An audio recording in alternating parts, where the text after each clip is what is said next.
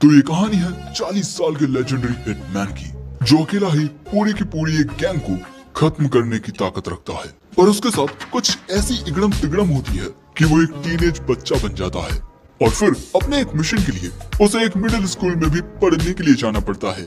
और आखिर में होती है सबसे ज्यादा शॉकिंग चीज कि अगर वो फिर से पहले जैसा होना चाहता है तो उसे एक टीनेज लड़की से शादी करनी पड़ेगी। वो लड़की जो उसकी बेटी की उम्र की है, और उस लड़की को डेली हजारों प्रपोजल्स आते हैं, लेकिन वो सबको मना कर देती है। तो अब खुद को फिर से नॉर्मल करने के लिए हमारे हीरो को बहुत सारी परेशानियों का सामना करना है और बहुत ही सारे खतरनाक लोगों से लड़ाई भी करनी होगी।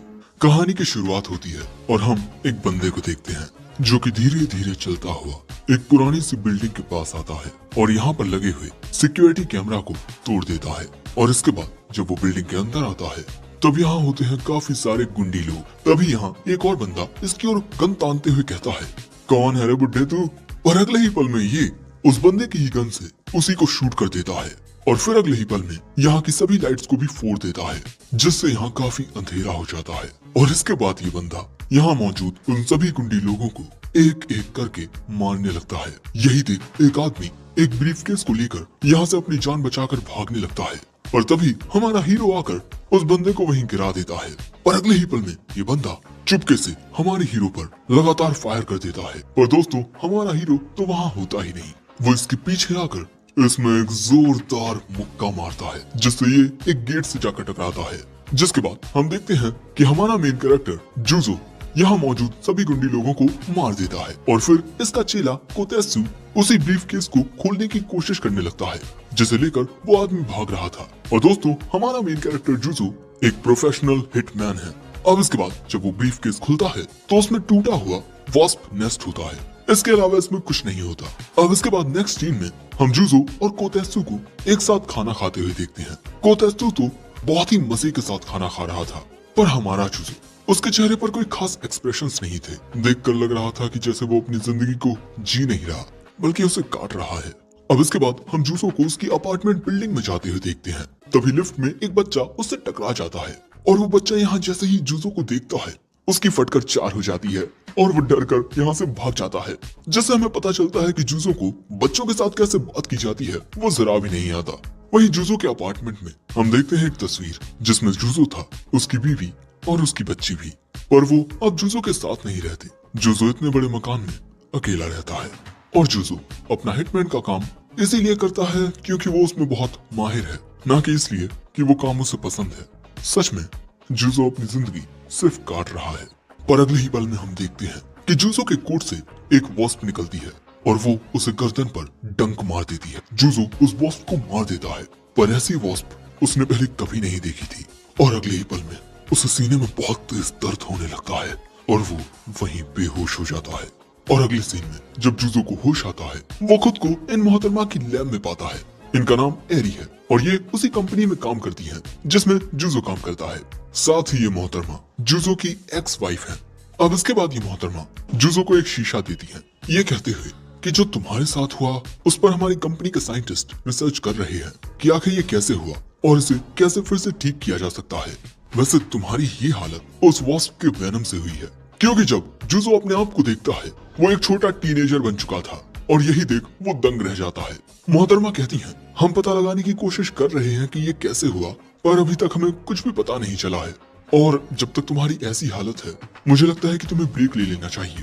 पर तभी इनके बॉस का कॉल आता है, तुम्हारी आवाज से लगता है जो मैंने सुना है वो सच है, तुम फिर से बच्चे बन गए हो। और क्योंकि अब तुम एक बच्चे बन गए हो मेरे पास तुम्हारे लिए एक बेहतरीन काम है, तुम मिडिल स्कूल अटेंड करोगे। ये सुन जुजो का रिएक्शन होता है, क्या? सो आगे उनके बॉस बताते हैं, मैं अपनी बेटी को एक प्राइवेट मिडिल स्कूल में भेजने वाला हूँ और मैं चाहता हूँ कि तुम उसी की क्लास में रहकर उस पर नजर रखो। जुजो कहता है, सर मुझसे ये काम नहीं होगा, पढ़ाई वढ़ाई मेरे बस की बात नहीं है।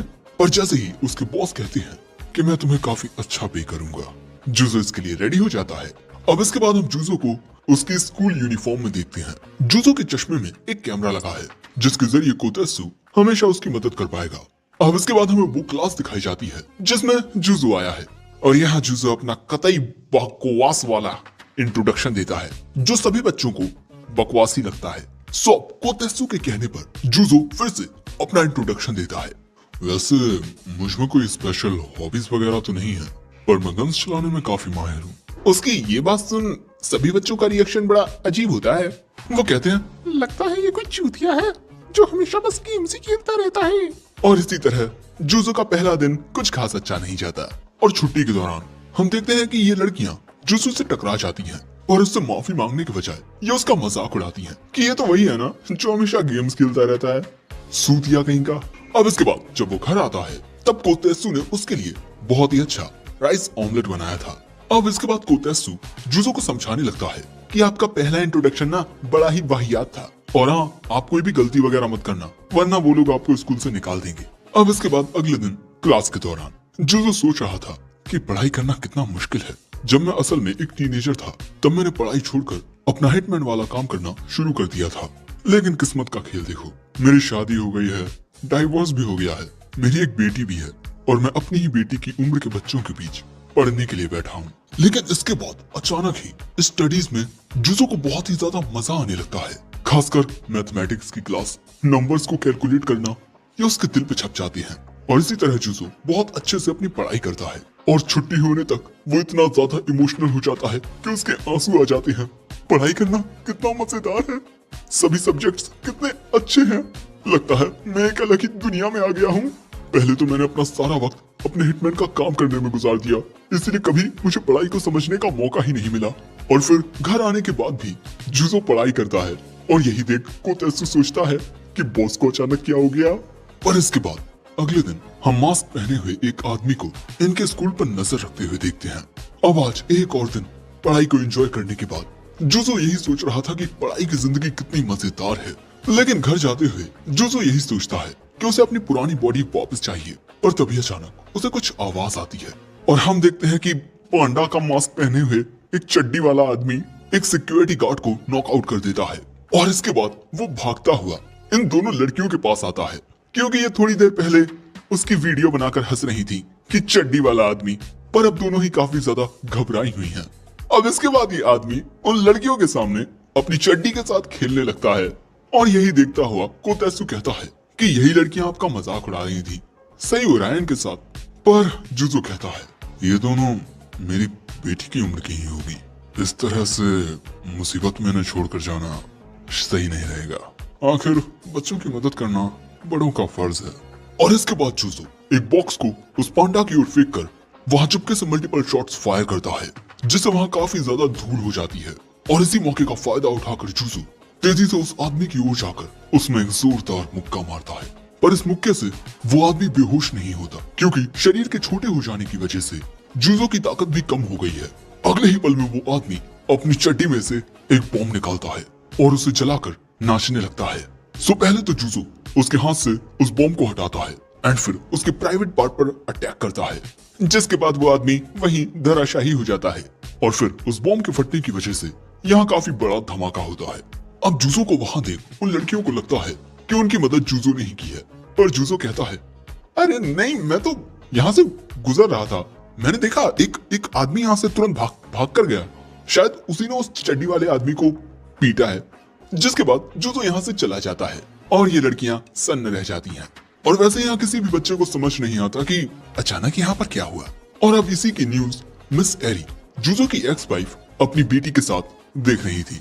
अब अगले दिन क्लास में हम देखते हैं कि लगभग सभी बच्चे कहीं घूमने जाने का प्लान बना रहे थे, पर यहाँ जुजो से घूमने चलने के लिए कोई नहीं पूछता।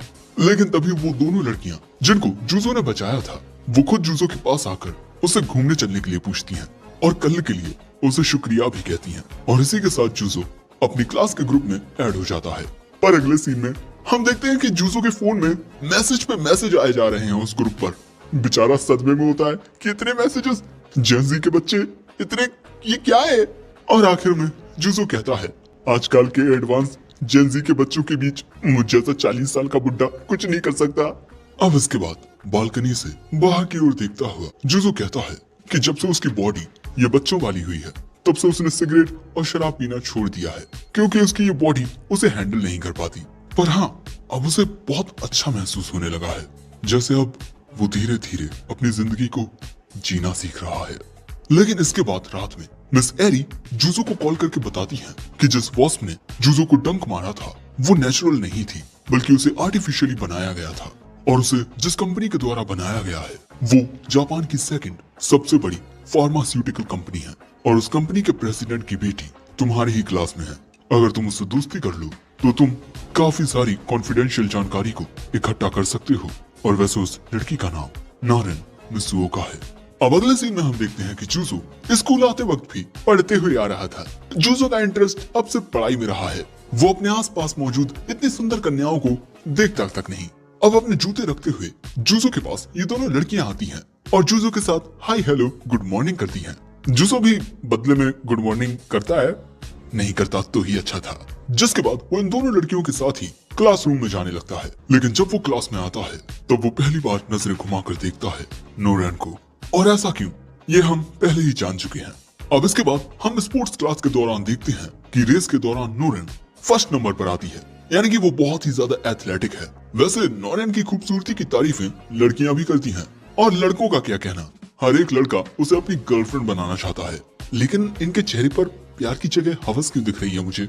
अब इसके बाद क्लास के दौरान हमें पता चलता है कि नोरेन स्पोर्ट्स के साथ साथ स्टडीज में भी टॉप नंबर पर आती है। मतलब गाइस, मैडम की काबिलियत अलग ही लेवल की है। और मिस एरी ने जूजो से कहा है कि उसे नोरेन से दोस्ती करनी चाहिए, जिससे उसे काफी यूजफुल इंफॉर्मेशन मिल सकती है। आफ्टर ऑल नोरेन मित्सुओका फार्मास्यूटिकल्स के प्रेसिडेंट की एक लौती बेटी है। अब लंच के दौरान जूजो सोच रहा था कि वो नोरेन से बात की शुरुआत कैसे करे, क्योंकि इनके बीच कोई एज गैप नहीं है बल्कि जनरेशन गैप है। 20 से 25 साल बड़ा है उससे। पर दोस्तों, कहावत तो तुमने भी सुनी होगी, बंदर कितना ही बूढ़ा क्यों ना हो जाए, गुलाटियां मारना थोड़ी छोड़ सकता है। अब इसके बाद जूजो जाकर नोरेन से बात करने की कोशिश करता है कि हाय कैसी हो तुम, पर वो कहती है चल हट यहाँ से, चिरकुट कहीं का। यहाँ जूजो के दिल को बड़ी ठेस पहुंचती है। जिसके बाद हम देखते हैं कि जूजो क्लास के बाहर आकर शर्मसार हो रहा था कि एक बुढ़ा होने के बाद भी वो एक बच्ची से बात नहीं कर पाया। उसे तो चुल्लू भर पानी में डूब के मर जाना चाहिए। जिसके बाद बेचारा वहीं टैम बोल जाता है। अब अगले सीन में ये दोनों मोहतरमाएं जूजो को बताती हैं कि नोरेन हर एक चीज में बेस्ट है और वो लड़कों से दूर रहती है। उसने आज तक किसी भी लड़के से बात तक नहीं की, एंड वो करे भी क्यों, वो हर एक चीज में बेस्ट है। उसके पेरेंट्स रिच हैं और किसी मॉडल के जैसी सुंदर है वो। बहुत सारे लड़कों ने उसे प्रपोज किया, पर हर बार उसने लड़कों को कुत्ते की तरह भगा दिया। वैसे मोहतरमा का कोई दोस्त ही नहीं है। वो लड़कों छोड़ो लड़कियों से भी बात नहीं करती, और बाकी कोई लड़की भी उन्हें अप्रोच नहीं करती, क्योंकि उन्हें लगता है कि इसमें बहुत एटीट्यूड है। अब यही सब सोचता हुआ जब जूजो घर जा रहा था कि उसे नोरेन से दोस्ती करने का आइडिया छोड़ देना चाहिए, ये उसके बस की बात नहीं है। लेकिन तभी उसकी नजर एक रामेन शॉप पर पड़ती है, और इसके बाद जब वो सीटी बजाते हुए शॉप में आता है तब वहाँ की वेट्रेस होती है मिस नोरेन। पहले तो ये दोनों एक दूसरे को देख शॉक हो जाते हैं, एंड देन जस्ट एक दूसरे को इग्नोर करते हैं, जैसे एक दूसरे को जानते ही ना हो। लेकिन जूजो को समझ नहीं आ रहा था कि ये हो क्या रहा है। मित्सुओका फार्मास्यूटिकल्स कंपनी की प्रेसिडेंट की बेटी एक रामेन शॉप में काम कर रही है? नहीं, ये नहीं हो सकता, शायद से उसकी कोई डुप्लीकेट है। और इसके बाद जब जूजो रामेन खाता है तब इसका स्वाद उसे भाई कतई लाजवाब लगता है। उसे ऐसा लगता है जैसे वो जन्नत में आ गया हो। पर तभी ये मोहतरमा उसके पास आकर कहती है शॉप बंद होने के बाद क्या हम कुछ बात कर सकते हैं? अब अगले सीन में नोरेन जूजो से पूछती है कि तुम यहाँ क्या कर रहे हो? हाँ, वो बताता है कि उसका घर पास ही में है। जिसके बाद नोरेन कहती है कि प्लीज इस बात को एक सीक्रेट रखना। अब इसके बाद एक साथ जाते हुए जूजो पूछता है कि तुम इस तरह से चलते हुए क्यों जा रही हो? मेरा मतलब तुम काफी अमीर हो, तुम्हें लेने के लिए कोई गाड़ी नहीं आती? हमें पता चलता है कि नोरेन जिस शॉप पर काम करती है वो उसके अंकल की शॉप है, और वहाँ काम करने के उसे कोई पैसे नहीं मिलते। वो तो बस अपने रिलेटिव की मदद कर रही है। मैं मानती हूँ कि मैं काफी अमीर हूँ, और मेरी माँ के कैनेडियन होने की वजह से मेरे लुक्स भी फॉरेनर टाइप हैं। साथ ही मेरे पेरेंट्स ने मुझे कई सारे लड़कों से भी मिलवाया है जो मेरे लिए अच्छे फ्यूचर हस्बैंड साबित हो सकते हैं। वो लोग मुझे जानते तक नहीं, पर मुझे बहुत ही अच्छे से ट्रीट करते हैं, और यही सब नोरेन को बहुत वाहियात लगता है। और साथ ही उसकी क्लास में भी लड़के उसे काफी तंग करते हैं, लगातार उसे प्रपोज करते रहना। अब देखो भैया, नोरेन को ये पुराना माइंडसेट बिल्कुल पसंद नहीं है कि लड़कियों को शादी करके हाउसवाइफ बन जाना चाहिए, बल्कि वो तो अपनी खुद की एक रामेन शॉप खोलना चाहती है। कुल मिलाकर वो एक स्ट्रॉन्ग इंडिपेंडेंट वुमेन बनना चाहती है। #नारी शक्ति। नोरन को अपने अंकल की सोच बहुत पसंद है। वो सिर्फ अपने फायदे के लिए अमीरों के आसपास नहीं घूमते, बल्कि उनका जो दिल करता है वो वही करते हैं। और जब भी नोरन दुखी होती थी, वो अपने अंकल के पास रामेन खाने जाती थी और रामेन खाते ही उसका मूड अच्छा हो जाता था। वैसे ना जाने क्यों, पर तुम मुझे मेरे अंकल की याद दिलाते हो, इसीलिए मैं तुम्हारे सामने इतनी देर तक बोलती रही। और दोस्तों आए भी क्यों ना उसको याद, आखिर हमारा हीरो एक 40 साल का बुढ़ा है। लेकिन यहाँ वो नोरन से कहता है, मैं मानता हूँ कि अभी तुम काफी छोटी हो, पर इसका मतलब ये नहीं कि तुम अपने हिसाब से ना जियो। मुझे लगता है कि तुम्हें अपने हिसाब से जीना चाहिए, ना कि दूसरों के हिसाब से। वैसे वो रामेन ना बहुत टेस्टी था। अब जुजो के ये कहते ही नोरन भी बहुत ज्यादा एक्साइटेड होकर रामेन की तारीफें करने लगती है। अब इसके बाद एक मोड़ आता है जहाँ से इन दोनों को अपने अपने रास्ते पर चलना था। नोरन कहती है, कल क्लास में ऐसे एक्ट मत करना जैसे हम अच्छे दोस्त हों। हमने बस एक साथ थोड़ी बात की है, इससे ज्यादा कुछ नहीं। लेकिन जैसे ही ये अपने अपने रास्ते पर आगे बढ़ते हैं, एक कार पीछे से आकर नोरन के पास आती है और यहाँ नोरन को किडनैप करने की कोशिश की जाती है। पर जुजो ये देख लेता है, पर वो यहाँ कुछ नहीं कर पाता। वो कार बहुत तेजी से नोरन को किडनैप करके यहाँ से चली जाती है। पर कोतेत्सु ने यहाँ उस कार की फोटो से उसके नंबर का पता लगा लिया था और शायद ये नंबर प्लेट फेक थी। लेकिन इसके बाद हम देखते हैं कि जुजो तेजी से भागता हुआ एक टावर के पास आता है और यहाँ से वहां से छलांगे मारता हुआ वो सीधा पहुंचता है उस टावर के टॉप पर। और यहाँ से उसे वो कार दिख जाती है और इतनी ज्यादा दूरी से जुजो यहाँ पर उस कार की डायरेक्शन में शूट करता है, जिससे एक ट्रांसमीटर सीधा उस कार पर जाकर लग जाता है। और इसके बाद जुजो कूदता हुआ एक ट्रक पर चला जाता है उस कार के पीछे, क्योंकि जुजो नोरन को बचाना चाहता था। आखिर नोरन फ्यूचर में उस रामेन शॉप की होने वाली ओनर है, वो रामेन शॉप जिसका रामेन जुजो के दिल को छू गया। और इसी तरह जुजो उस लोकेशन तक पहुंच जाता है जहां पर वो लोग नोरन को किडनैप करके ले आए हैं। अब ये आदमी यहाँ नोरन से कहते हैं कि जाने मन अपना मुंह बंद रखना, क्योंकि अगर तुमने शोर शराबा किया तो तुम्हारा मुंह बंद करके हम तुम्हारे साथ बहुत कुछ कर सकते हैं। वैसे तू है बड़ी सुंदर, दिल तो चाहता है कि अभी। लेकिन तभी उस आदमी में कोई लात मारता है और इस लड़की के सामने आकर कहता है, माफ करना, उसने तुम्हारे साथ बदतमीजी की, मैं बाद में उसे मार दूंगा और मैं तुम्हारे साथ कुछ नहीं करूंगा। मैं तो बस तुम्हारे फादर की कंपनी के उस नए ट्रक के बारे में जानना चाहता हूँ और हमें जानकारी मिली है कि उस ट्रक की जो सीक्रेट इंफॉर्मेशन है वो तुम्हारे पास है। पर नोरन कहती है कि उसे किसी भी चीज के बारे में कुछ नहीं पता, उसे तो ये भी आइडिया नहीं कि ये लोग किस ट्रक के बारे में बात कर रहे हैं। ये सुन अब वो आदमी कहता है, वैसे जहाँ तुम काम करती हो वो पुरानी सी रामेन शॉप तुम्हारे अंकल की, कल मैं वहाँ गया था और जो मैंने वहाँ खाया वो खाना नहीं गोबर था। मुझे लगता है कि वो जगह वहाँ नहीं होनी चाहिए।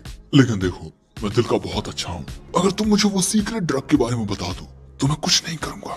पर अगले ही पल में उस आदमी के सिर में गोली आकर लगती है, क्योंकि यहाँ पर बहुत ही स्टाइल के साथ आ चुका है जुजो। शायद तू हमेशा गोबर ही खाता था, इसलिए तुझे ये अंदाजा नहीं कि वो रामेन कितना ज्यादा टेस्टी है। और इसके बाद जुजो नोरन के सिर को ढक देता है ताकि वो कुछ भी देख ना पाए। बाकी के गुंडे कहते हैं, तू कौन है बच्चे? ये कहता है, बच्चा नहीं हूं मैं, तुम सबसे बड़ा हूँ, पर क्या ही कर सकते हैं, जो किस्मत है सो है। और अगले ही पल में वो अपनी गन से इन तीनों को शूट कर देता है। वैसे यहाँ पर जुजो ने रबर बुलेट्स का यूज किया है, यानी कि किसी की जान नहीं गई है, ये सब बेहोश हो गए हैं।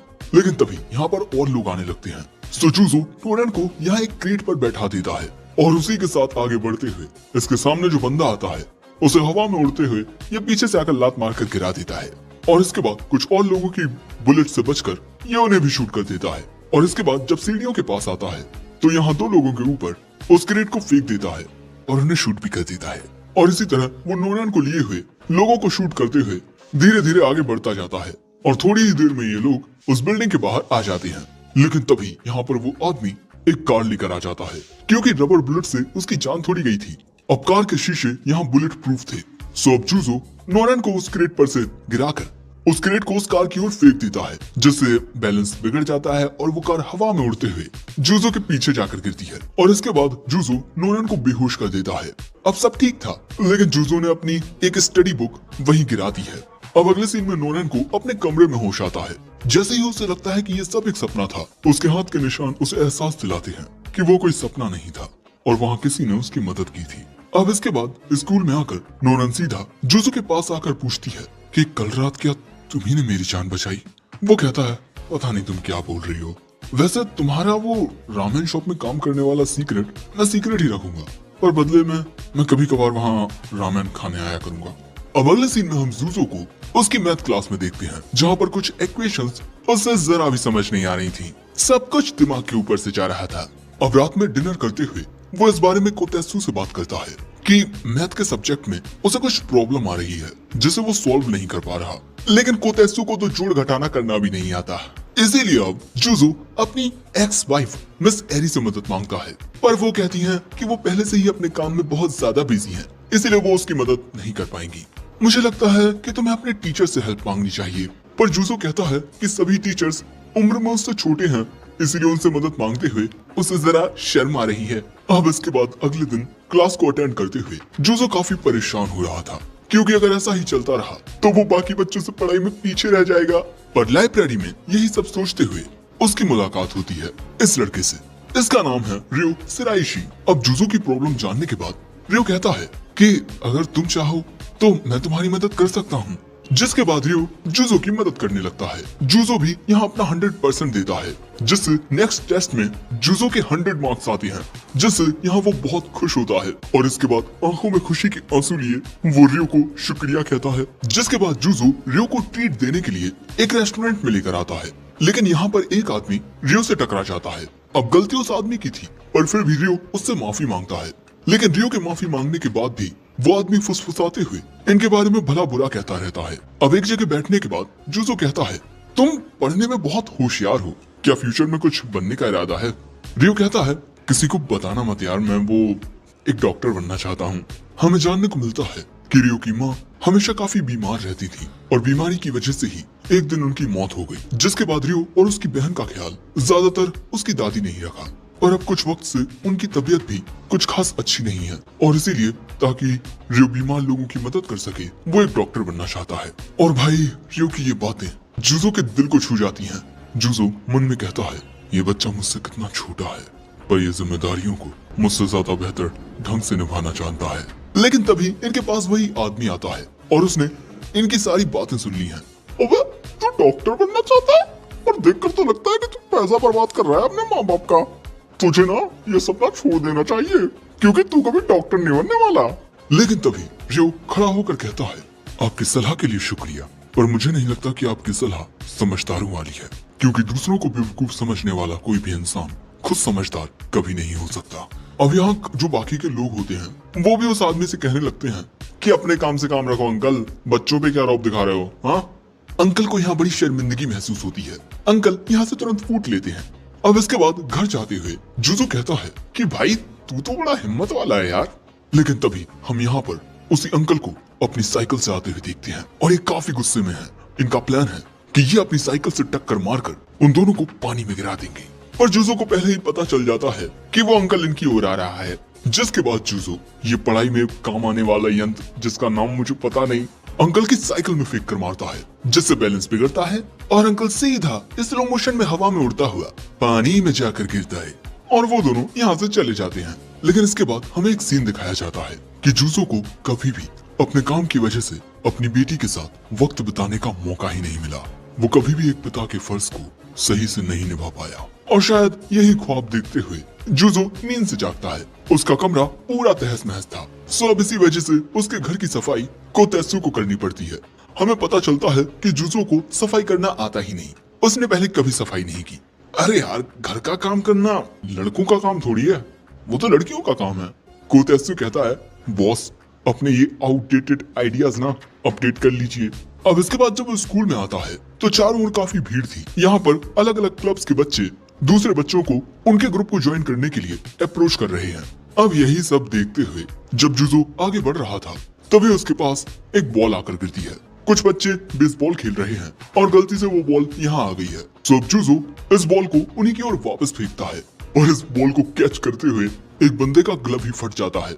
अब इसके बाद रियो से बात करने पर जूजो को पता चलता है कि रियो केंदो क्लब को ज्वाइन करने के बारे में सोच रहा है, पर जूजो किसी भी स्पोर्ट्स वाले क्लब में ज्वाइन नहीं होने वाला, क्योंकि उसकी एबिलिटीज बहुत हाई हैं, जिससे वो सेंटर ऑफ अटेंशन बन सकता है। तभी जूजो की नजर एक क्लब के बैनर पर जाती है जिसमें यही साफ सफाई और घर का सारा काम करने का लिखा हुआ है। और यही देख जूजो कहता है, अबे ये सब तो लड़कियों का काम है, पर उसके ये कहते ही एक लड़की उसके पास आकर कहती है, महाशय आपकी ये बात मुझे सही नहीं लगती। इसके बाद पता चलता है कि ये रियो की बड़ी बहन है, इसका नाम है चिसातो, और ये यहाँ जूजो से कहती है, मैं मानती हूँ कि लड़के और लड़कियाँ एक दूसरे से काफी डिफरेंट होते हैं, पर यह गलत है कि घर के काम सिर्फ लड़कियों को करने चाहिए। आफ्टर ऑल खाना बनाना, साफ सफाई करना, ये सब सर्वाइवल के काम है और ये सबको आने चाहिए। और तुम्हारी बातों से लगता है कि तुम्हें घर के काम आते नहीं हैं, तो इसीलिए आज तुम हमारे क्लब में आओगे, वहाँ मैं तुम्हें घर के काम करना सिखाऊंगी। और अगर तुम नहीं आए तो याद रखना, फिर तुम मेरे भाई से कभी बात नहीं कर पाओगे। अब क्योंकि हमारे हीरो को यहाँ ब्लैकमेल किया गया है, तो उसे उस क्लब में जाना पड़ता है। अब यहाँ चिसातो कहती है कि अगर तुम्हें ये सारे काम करने में मजा नहीं आता, तो फिर मैं तुम्हें कोई काम करने को नहीं कहूंगी और अगले 6 महीनों के लिए तुम्हारे घर का सारा काम भी करूंगी। लेकिन अगर तुम्हें मजा आता है तो तुम हमारे क्लब को ज्वाइन करोगे। अब इसके बाद जूजो अपनी जिंदगी में पहली बार खाना बनाता है, और जो खाना वो बनाता है वो उसे काफी अच्छा भी लगता है। जिसके बाद जूजो चिसातो से कहता है कि देखो ये बोरिंग तो नहीं था, बस ठीक था, तो चलो मान लेते हैं कि ना तुम जीती ना मैं। लेकिन चिसातो इस गेम को अभी खत्म नहीं करती। अब इसके बाद घर की ओर जाते हुए जूजो कोतेसु से बात करते हुए कहता है कि खाना बनाने में मजा आया, पर इतना नहीं कि मैं क्लब ज्वाइन कर लूं। अब इसके बाद जब जूजो अपना होमवर्क कर रहा था, तभी उसे मिस एरी का कॉल आता है। हमें पता चलता है कि जो खाना जूजो ने बनाया था, वो जितना बचा रहा वो उसने मिस एरी के पास पहुंचा दिया। वो खाना इन्होंने और इनकी बेटी ने खाया और इन्हें वो अच्छा भी लगा। और जब जूजो अपनी बेटी के मुंह से अपने खाने की तारीफ सुनता है और ये बात सुन उसे चिसातो की बात याद आती है। देखो, खुद खाना बनाना और फिर उसे खाना वो एक अलग बात है, पर जब हम किसी और के लिए खाना बनाते हैं और फिर जब वो उस खाने की तारीफ करते हैं, तब हमें बहुत खुशी होती है। और इसी के बाद जूजो कहता है, लगता है मैं इस बार हार गया। और इसके बाद अगले दिन स्कूल में जाकर जूजो कुकिंग क्लब को ज्वाइन कर लेता है। लेकिन इसके बाद वो जैसे ही क्लास से बाहर निकलता है, वो देखता है कि कोई बंदा नोरन को प्रपोज कर रहा है और नोरन उसे वहीं मुंह पर रिजेक्ट कर देती है। और इसके बाद जूजो को पता चलता है कि नोरन भी कुकिंग क्लब में ज्वाइन होने आई है, क्योंकि वो और भी चीजें बनाना सीखना चाहती है। लेकिन यहाँ नोरन जूजो से ज्यादा कुछ नहीं कहती और क्लब को ज्वाइन करने के लिए चली जाती है। लेकिन दूसरी ओर कोतेसु को मिस एरी का एक मैसेज आता है और अब वो जूजो को कुछ बहुत ही शॉकिंग बताता है कि बॉस, अगर आप फिर से अपने ओरिजिनल फॉर्म में आना चाहते हैं तो आपको नोरन मिसुओका से शादी करनी पड़ेगी। जूजो कहता है, सटिया गया है क्या बकवास कर रहा है तू? कोतेसु बताता है कि कुछ ही मिनट्स पहले मिसुओका फार्मास्यूटिकल्स ने एक काफी बड़ी अनाउंसमेंट की है कि जो बंदा नोरन से शादी करेगा वो उनकी कंपनी का अगला मालिक बनेगा। और बॉस, आपको उस किडनैपर की बात शायद याद होगी। उसने कहा था, देखो लड़की, हम नहीं जानते कि वो क्या चीज है, पर वो सीक्रेट चीज तुम्हारे पास है। यानी कि अगर जूजो अपने ओरिजिनल फॉर्म में वापस आना चाहता है तो सबसे पहले उसे उस वास्प के ड्रग का पता लगाना होगा और उसके लिए उसे नोरन से शादी करनी होगी, क्योंकि उससे शादी करके वो ऑटोमेटिकली उस कंपनी का मालिक बन जाएगा। जूजो कहता है, पागल हो गया है क्या? मैं एक 40 साल का बुढ़ा हूँ जिसका डाइवोर्स हो गया है, और तू चाहता है कि मैं एक मिडिल स्कूल में पढ़ने वाली टीनेज लड़की से शादी कर लूं? फालतू की बकवास मत कर। अब इसके बाद जूजो रामेन शॉप में आकर मस्त रामेन खाता है, ये सोचते हुए कि पता नहीं साला सटिया गया है वो, मैं एक मिडिल स्कूल की लड़की से शादी थोड़ी करूंगा। जिसके बाद चेंज के पैसे लेते हुए इनके बीच थोड़ी बात होती है। मैं देख रहा हूँ तुम्हें प्रपोज करने वालों की संख्या बढ़ती जा रही है। अब इसके बाद एक साथ घर जाते हुए नोरन अपने पापा की उस अनाउंसमेंट को लेकर यहाँ काफी गुस्सा दिखाती है, पर जूजो तो सिर्फ अपनी पढ़ाई पर ध्यान दे रहा है। नोरन कहती है, मैं अपने दिल की बात कहना चाहती हूँ और तुम सुन तक नहीं रहे, पर शायद अब उस क्लब को ज्वाइन करने के बाद मेरा एक अच्छा दोस्त बनाने का सपना पूरा हो जाएगा, लेकिन मैं वो दोस्त तुम्हें नहीं बनाने वाली, समझे तुम? लेकिन अगले दिन हम देखते हैं कि क्योंकि नोरन ने कुकिंग क्लब को ज्वाइन कर लिया है, इसलिए बहुत सारे लड़कों ने क्लब को ज्वाइन करने के लिए एप्लीकेशन डाली है। अब इन लालची लड़कों की वजह से नोरन भी यहाँ काफी परेशान होने लगती है, पर तभी उसकी नजर जूजो पर जाती है, जिसके बाद वो सीधा जूजो के पास जाकर उसे पकड़ के कहती है, मैं यहाँ तुम सभी को क्लियरली एक बात बताना चाहती हूँ कि यहाँ ये जो लड़का दिख रहा है ना, ये मेरा बॉयफ्रेंड है। और ये बात सुन सभी के तो तोड़ जाते हैं। अब इस अनाउंसमेंट के बाद सभी लड़के इनके पीछे पड़ जाते हैं, लेकिन ये दोनों जैसे न तैसे उनसे बचकर छुप जाते हैं। जिसके बाद नोरन कहती है, माफ करना, पर मेरे दिमाग में उस टाइम पर सिचुएशन से बाहर निकलने के लिए कोई और आइडिया आया ही नहीं। बट प्लीज, क्या तुम मेरे बॉयफ्रेंड बनने का नाटक कर सकते हो प्लीज? क्योंकि अगर मेरे पास ऑलरेडी एक बॉयफ्रेंड रहेगा तो बाकी लड़के मुझे अप्रोच नहीं करेंगे। अब यहाँ जुजो उसकी बात मान तो लेता है, पर अगले ही सीन में बहुत सारे लड़के उसे घेर लेते हैं और उसे धमकी देते हैं कि सारे दूर रहे हमारी छोरी से, वह सिर्फ हमारी है। लेकिन अगले ही पल में हम देखते हैं कि जुजो इन सब से बचकर भागता है और थर्ड फ्लोर से सीधा नीचे कूद जाता है और एक शांत बच्चे की तरह यहाँ से चला जाता है। लेकिन इसके बाद क्लास में भी इसी बारे में बातें हो रही थी और तभी ये दोनों लड़कियां भी जुजो के पास आती हैं, उससे पूछने कि क्या वो सच में नोरन को डेट कर रहा है। और यहाँ वो जुजो की काफी तारीफ भी करती हैं कि वो कितनी आसानी से उन लड़कों से बचकर भाग निकला। लेकिन तुम्हारे लिए चीजें अभी और बस से बदतर होने वाली हैं, क्योंकि इस स्कूल में काफी अमीर बापों के बिगड़ैल बच्चे पढ़ते हैं और ऐसे बच्चे एक ग्रुप में हैं। वो ग्रुप टॉप का है और उसका नाम है यूनिकॉर्न और उस ग्रुप का हर एक बच्चा टैलेंट से भरा हुआ है। लुक्स, पर्सनैलिटी, पैसा, एथलेटिक, स्टडीज में टॉप, मतलब A to Z हर एक चीज में टॉप।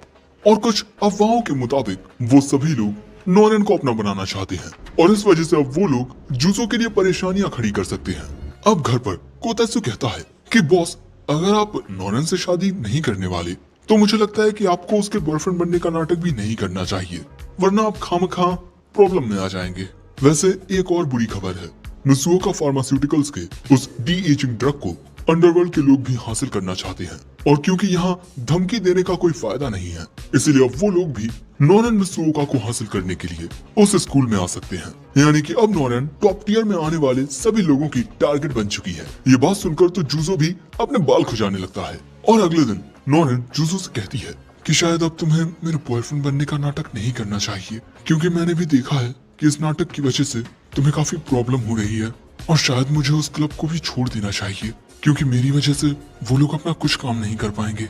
लेकिन तभी यहाँ एक लड़का आता है और ये वही है जो कल जुजो को धमकी दे रहा था। और जैसे ही इसे पता चलता है कि अब जुजो नोरन का बॉयफ्रेंड नहीं रहा, वो नोरन को तंग करने लगता है कि अब नोरन उसे डेट करने लगे। मैं ना बहुत स्ट्रॉन्ग हूँ, मैं तुम्हें प्रोटेक्ट करूंगा। पर नोरन के मना करने के बावजूद भी वो उसे परेशान करता है और इसीलिए जुजो बीच में आकर कहता है, अच्छा रहेगा कि तुम मेरी बंदी का हाथ छोड़ दो और यहाँ से चले जाओ। दोस्तों, जुजो नोरन की मदद करना चाहता है क्योंकि वो जानता है कि इन सब चीजों की वजह से नोरन को कितनी परेशानी होती है। ये बंदा कहता है, तू जानता है मैं जिम जाता हूँ, ये मेरे डोले शोले देखे, तो जैसे पिद्दी को ना मैं फूक मार के उड़ा दूं। लेकिन अगले ही पल में हम देखते हैं कि जुजो उसके अटैक को अपने एक ही हाथ से रोक लेता है। और मेरी बात सुन, जिम जाकर डोले शोले बनाने से कुछ नहीं होता जब तक सीने में जिगरा ना हो।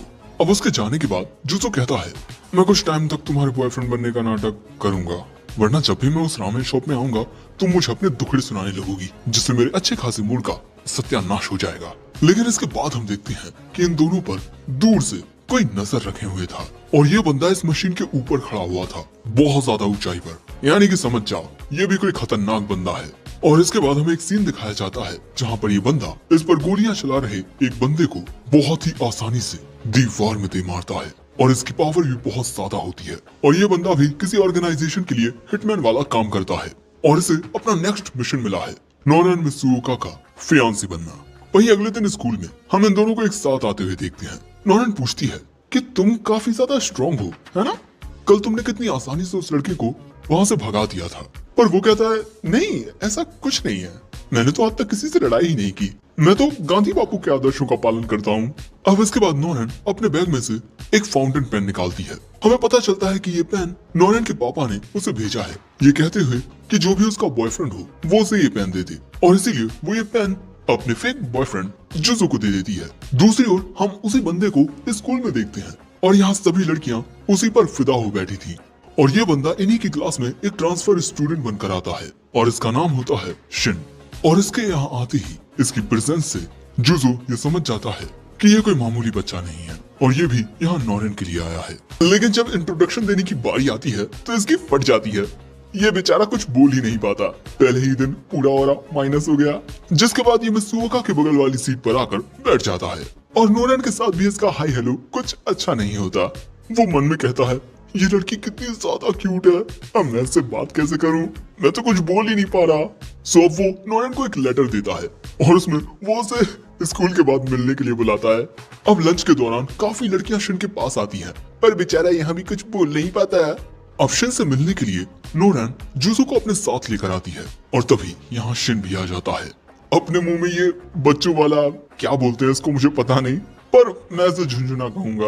और इसको अपने मुंह में देने के बाद शिन का नर्वस सिस्टम शांत हो जाता है। वैसे ये देखकर तो जुजो के भी फ्यूज उड़ चुके थे। और इसके बाद शिन नोरैन का हाथ पकड़ के कहता है, मुझे तुमसे पहली नजर का प्यार हो गया है। आई लव यू और मैं चाहता हूँ कि तुम मुझे एक मौका देकर देखो, जिससे तुम्हें पता चल जाएगा कि मैं तुम्हारा बॉयफ्रेंड बनने के लायक हूँ या नहीं। लेकिन अगले ही पल में नोरैन उसे मुक्का मारकर दूर कर देती है। तुम्हारी आंखों में मुझे प्यार नजर नहीं आ रहा, बल्कि ऐसा लगता है कि तुम जबरदस्ती मुझसे प्यार का इजहार कर रहे हो।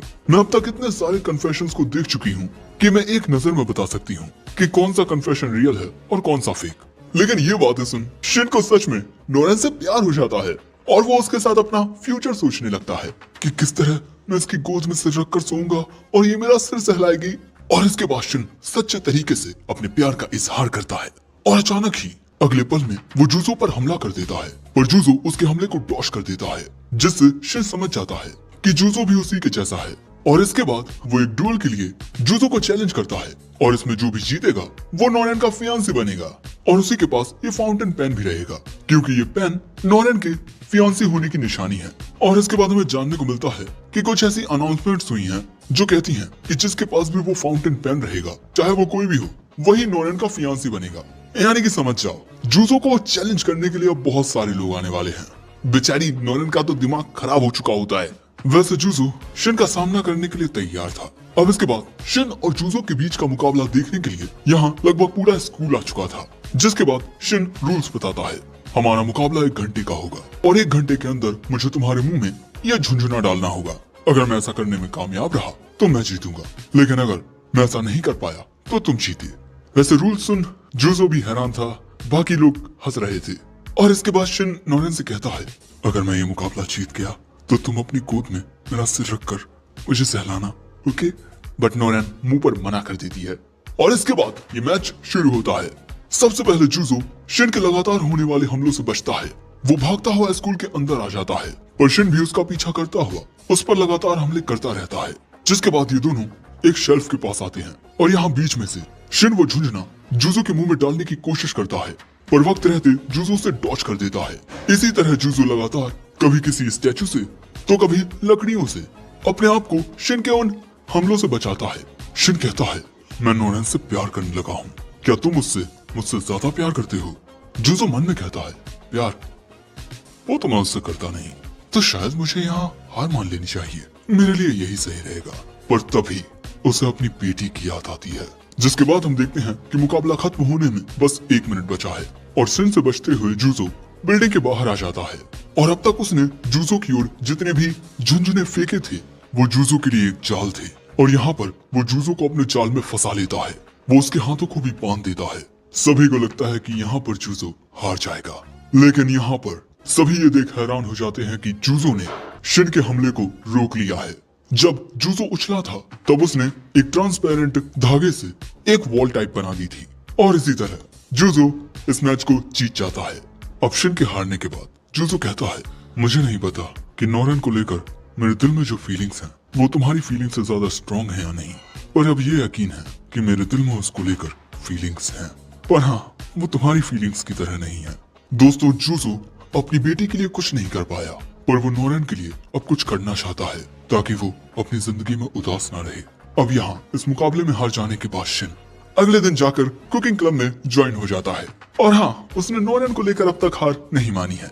जिसके बाद अगले सीन में हम देखते हैं एक लड़के को, ये एक बेसबॉल प्लेयर है, पर इसे देखने के लिए यहाँ बहुत सारे लोग थे, यानी कि ये काफी फेमस भी है। और इसके बाद जब ये लड़का बॉल को फेंकता है तो कैचर पर इतना ज्यादा प्रेशर पड़ता है कि वो गिर ही पड़ता है, और इसकी काबिलियत और ताकत देख लोगों को यकीन ही नहीं होता कि ये एक मिडिल स्कूलर है। इसकी काबिलियत अलग ही लेवल की है, और आखिर हो भी क्यों ना, ये यूनिकॉर्न्स में से एक है, वो इलाइट यूनिकॉर्न ग्रुप। हाँ ये उसी का एक मेंबर है। वहीं दूसरी ओर क्लास में टीचर बताते हैं कि अगले हफ्ते से इनके मिड टर्म्स एग्जाम है। अब इसके बाद हम इन सभी को एक साथ जाते हुए देखते हैं, और यहाँ पर जुजो अलग ही लेवल का एक्साइटेड था एग्जाम देने के लिए।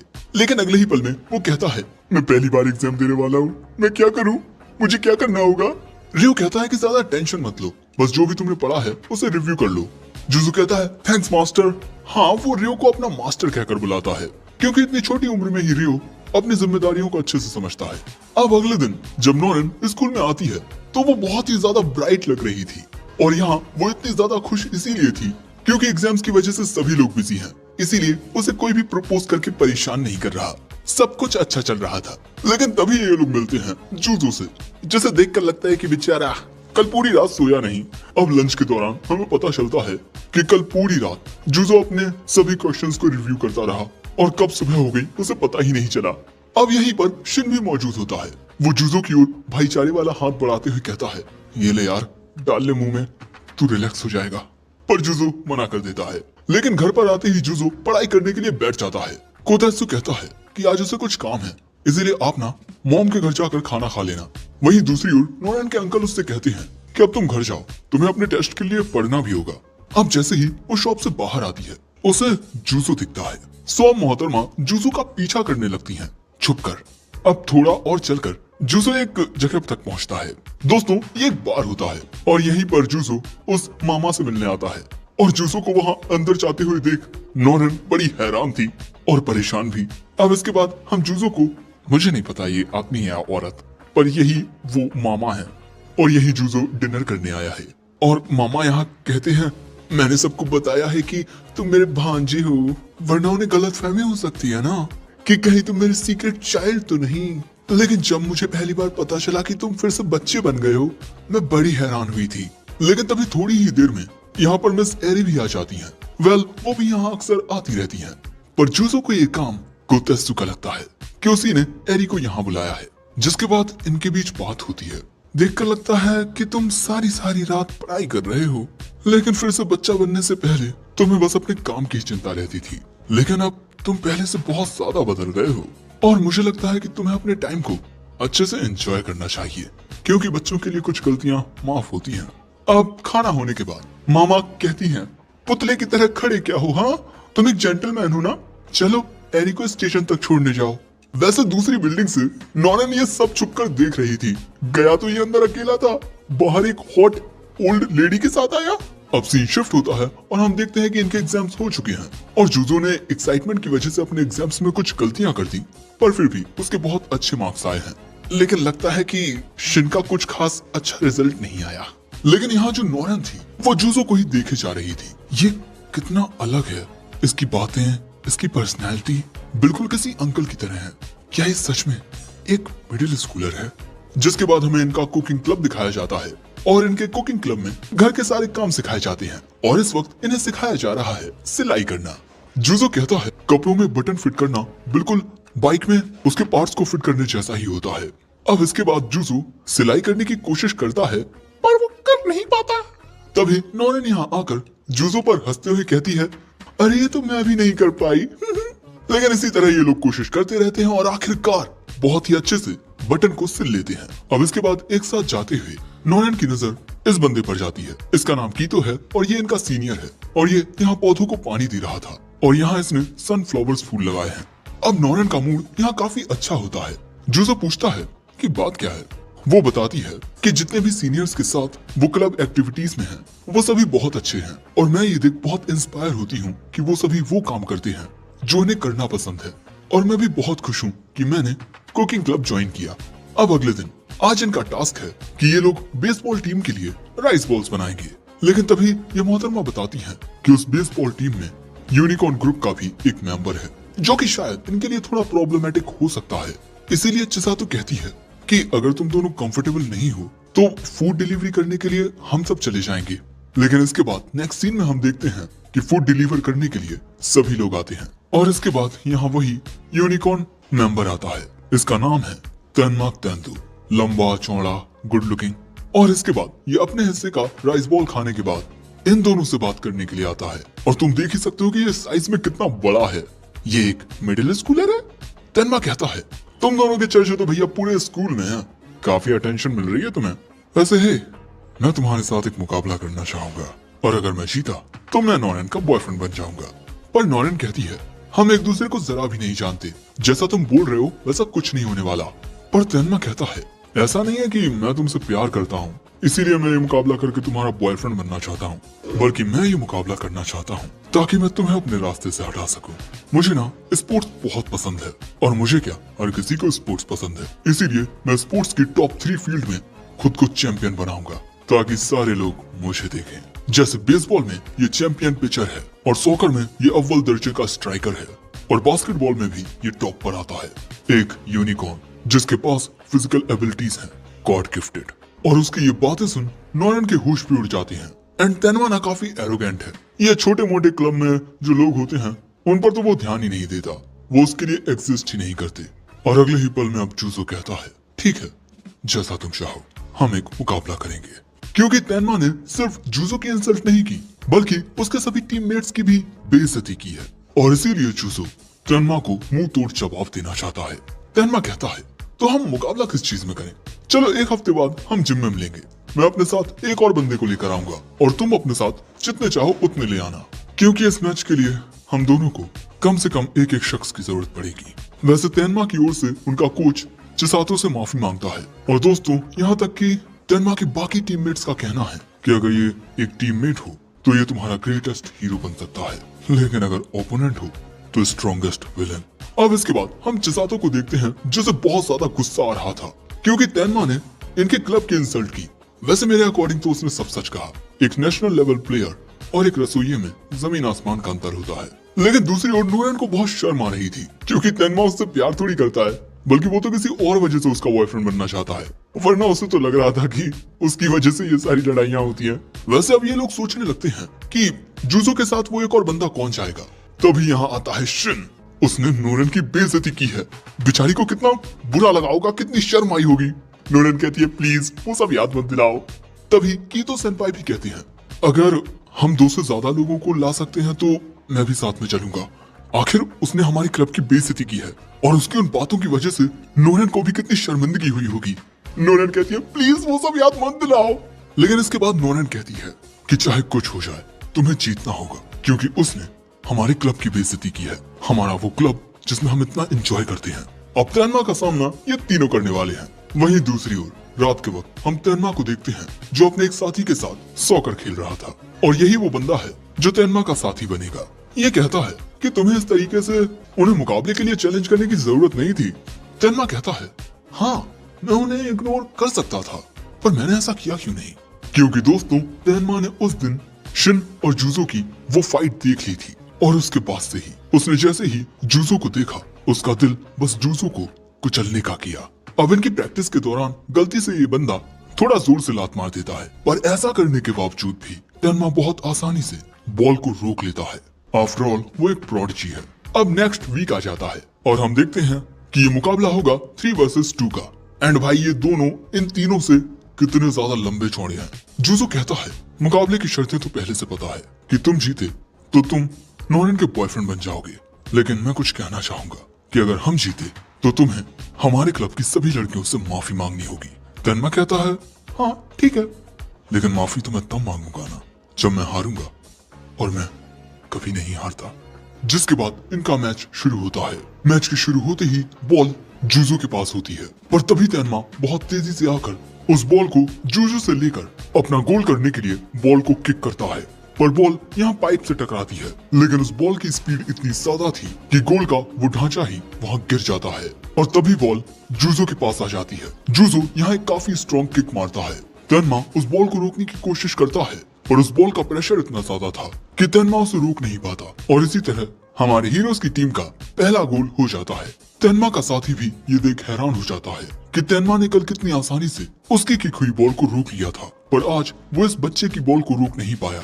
जूजो कहता है, मुझे किकिंग का सालों का एक्सपीरियंस है, मैं इसमें हार नहीं सकता। जिसके बाद कुछ लड़कियां जूजो की स्किल की तारीफ करती हैं, लेकिन तभी ये लोग देखते हैं कि शिन का मुंह का झुंझुना कहीं गुम गया है, जिस वजह से वो बहुत नर्वस हो चुका है, और यही फालतूगिरी देख लड़कियां बहुत डिसपॉइंट होती हैं। दोस्तों, जब तेनमा ने शिन की ओर जोर से बॉल को किक किया था, शायद तभी शिन का झुंझुना कहीं गिर गया होगा। वैसे शिन के बैग में एक और झुंझुना है, इमरजेंसी के टाइम के लिए वो अपने पास रखता है। उसे लेने के लिए कुछ लड़कियां चली जाती हैं, लेकिन यहाँ अब शिन मुकाबला करने की हालत में नहीं है। दूसरी ओर हम देखते हैं कि वो लड़कियां भागते हुए क्लासरूम तक पहुंच जाती हैं, और इसके बाद हमें जानने को मिलता है कि आखिर क्यों शिन हमेशा एक झुनझुने को अपने मुंह में दिए रहता है, क्योंकि बचपन में उसकी माँ ने एक बहुत ही प्यारी मुस्कुराहट के साथ शिन को एक झुनझुना दिया था। अब इसके बाद जब तक ये लड़कियां दूसरा झुनझुना लेकर स्टेडियम तक पहुंचती हैं, तब तक शिन की हालत बहुत बुरी हो चुकी थी।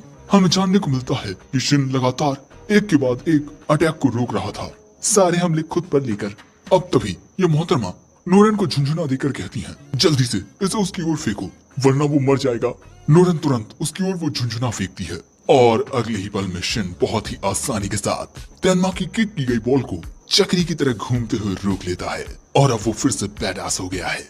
अब इसके बाद गेम फिर से शुरू होता है और अब जुजू तेनमा के पास से बॉल को ले जाने की कोशिश करता है, पर तेनमा उस बॉल को छीनने में कामयाब हो जाता है और इसके बाद वो आगे बढ़ता है। लेकिन थोड़ी ही देर में जुजू उसके सामने आ जाता है और वो उससे बॉल छीनने की कोशिश करता है, जिस वजह से बॉल इस लाइन के बाहर चली जाती है, जिससे किसी का भी गोल नहीं होता। जिसके बाद जुजू कहता है, बड़े लंबे वक्त के बाद स्पोर्ट्स खेलकर बड़ा मजा आ रहा है, पर मैं इस खेल को खेलने में कुछ खास अच्छा नहीं हूँ, पर फिर भी मैं उसे जीतने नहीं दूंगा। और तभी तेनमा का साथी ये नोटिस करता है कि तेनमा को गुस्सा आ रहा है। अब इसके बाद हमें इसी बंदे की तेनमा के साथ एक दिन पुरानी कन्वर्सेशन दिखाई जाती है।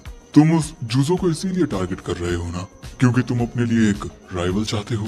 बचपन से ही तुमसे ज्यादा बेहतर कोई नहीं निकला, बाकी सबको हराना तुम्हारे लिए बच्चों का खेल था, पर उस जुजो में तुम्हें कुछ खास नजर आया, है ना? और तेनमा कहता है, ऐसा कुछ नहीं है, मुझे तो बस लोगों को हराने में मजा आता है, और तू तो जानता ही है कि हर एक स्पोर्ट में अपना एक लीजेंड है, यानी कि उस स्पोर्ट्स का टॉप वाला मास्टर, और उन जितना बेहतर कभी कोई नहीं बन सकता। और मैं अपने तीनों स्पोर्ट्स में वही टॉप का मास्टर बनना चाहता हूँ, जिसको हराना तो छोड़ो, उसके लेवल तक पहुँचना भी लोगों के लिए नामुमकिन रहे। अब ये बात तो सच है कि मैं अपने लिए कोई राइवल नहीं ढूंढ रहा, पर मैं बहुत लंबे वक्त से टॉप पर हूँ, मेरे लेवल का मुझे कभी कोई मिला ही नहीं, और इसीलिए मैं फ्रस्ट्रेटेड हूँ। और अब प्रेजेंट में हम देखते हैं कि तेनमा और भी ज्यादा सीरियस हो जाता है, और इसके बाद हमें जानने को मिलता है कि तेनमा बहुत कम ही अपनी फुल स्ट्रेंथ के साथ खेलता है। वो हमेशा खुद को कुछ बंदिशों में बांध कर रखता है, और उसकी उस फॉर्म में ही कोई उसकी टक्कर में नहीं आ पाता, इसलिए उसे कभी भी उन जंजीरों को तोड़ने की जरूरत ही नहीं पड़ी।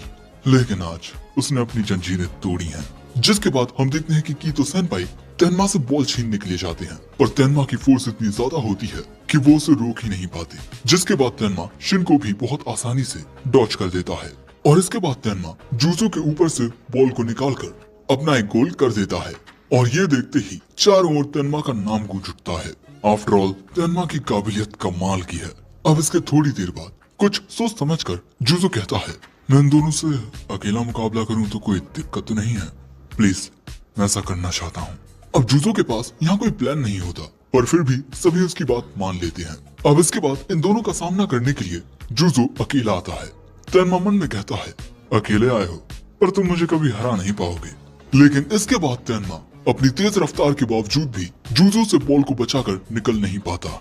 और दोस्तों, अब यहाँ गेम को खेलने में जुजो को मजा आ रहा है।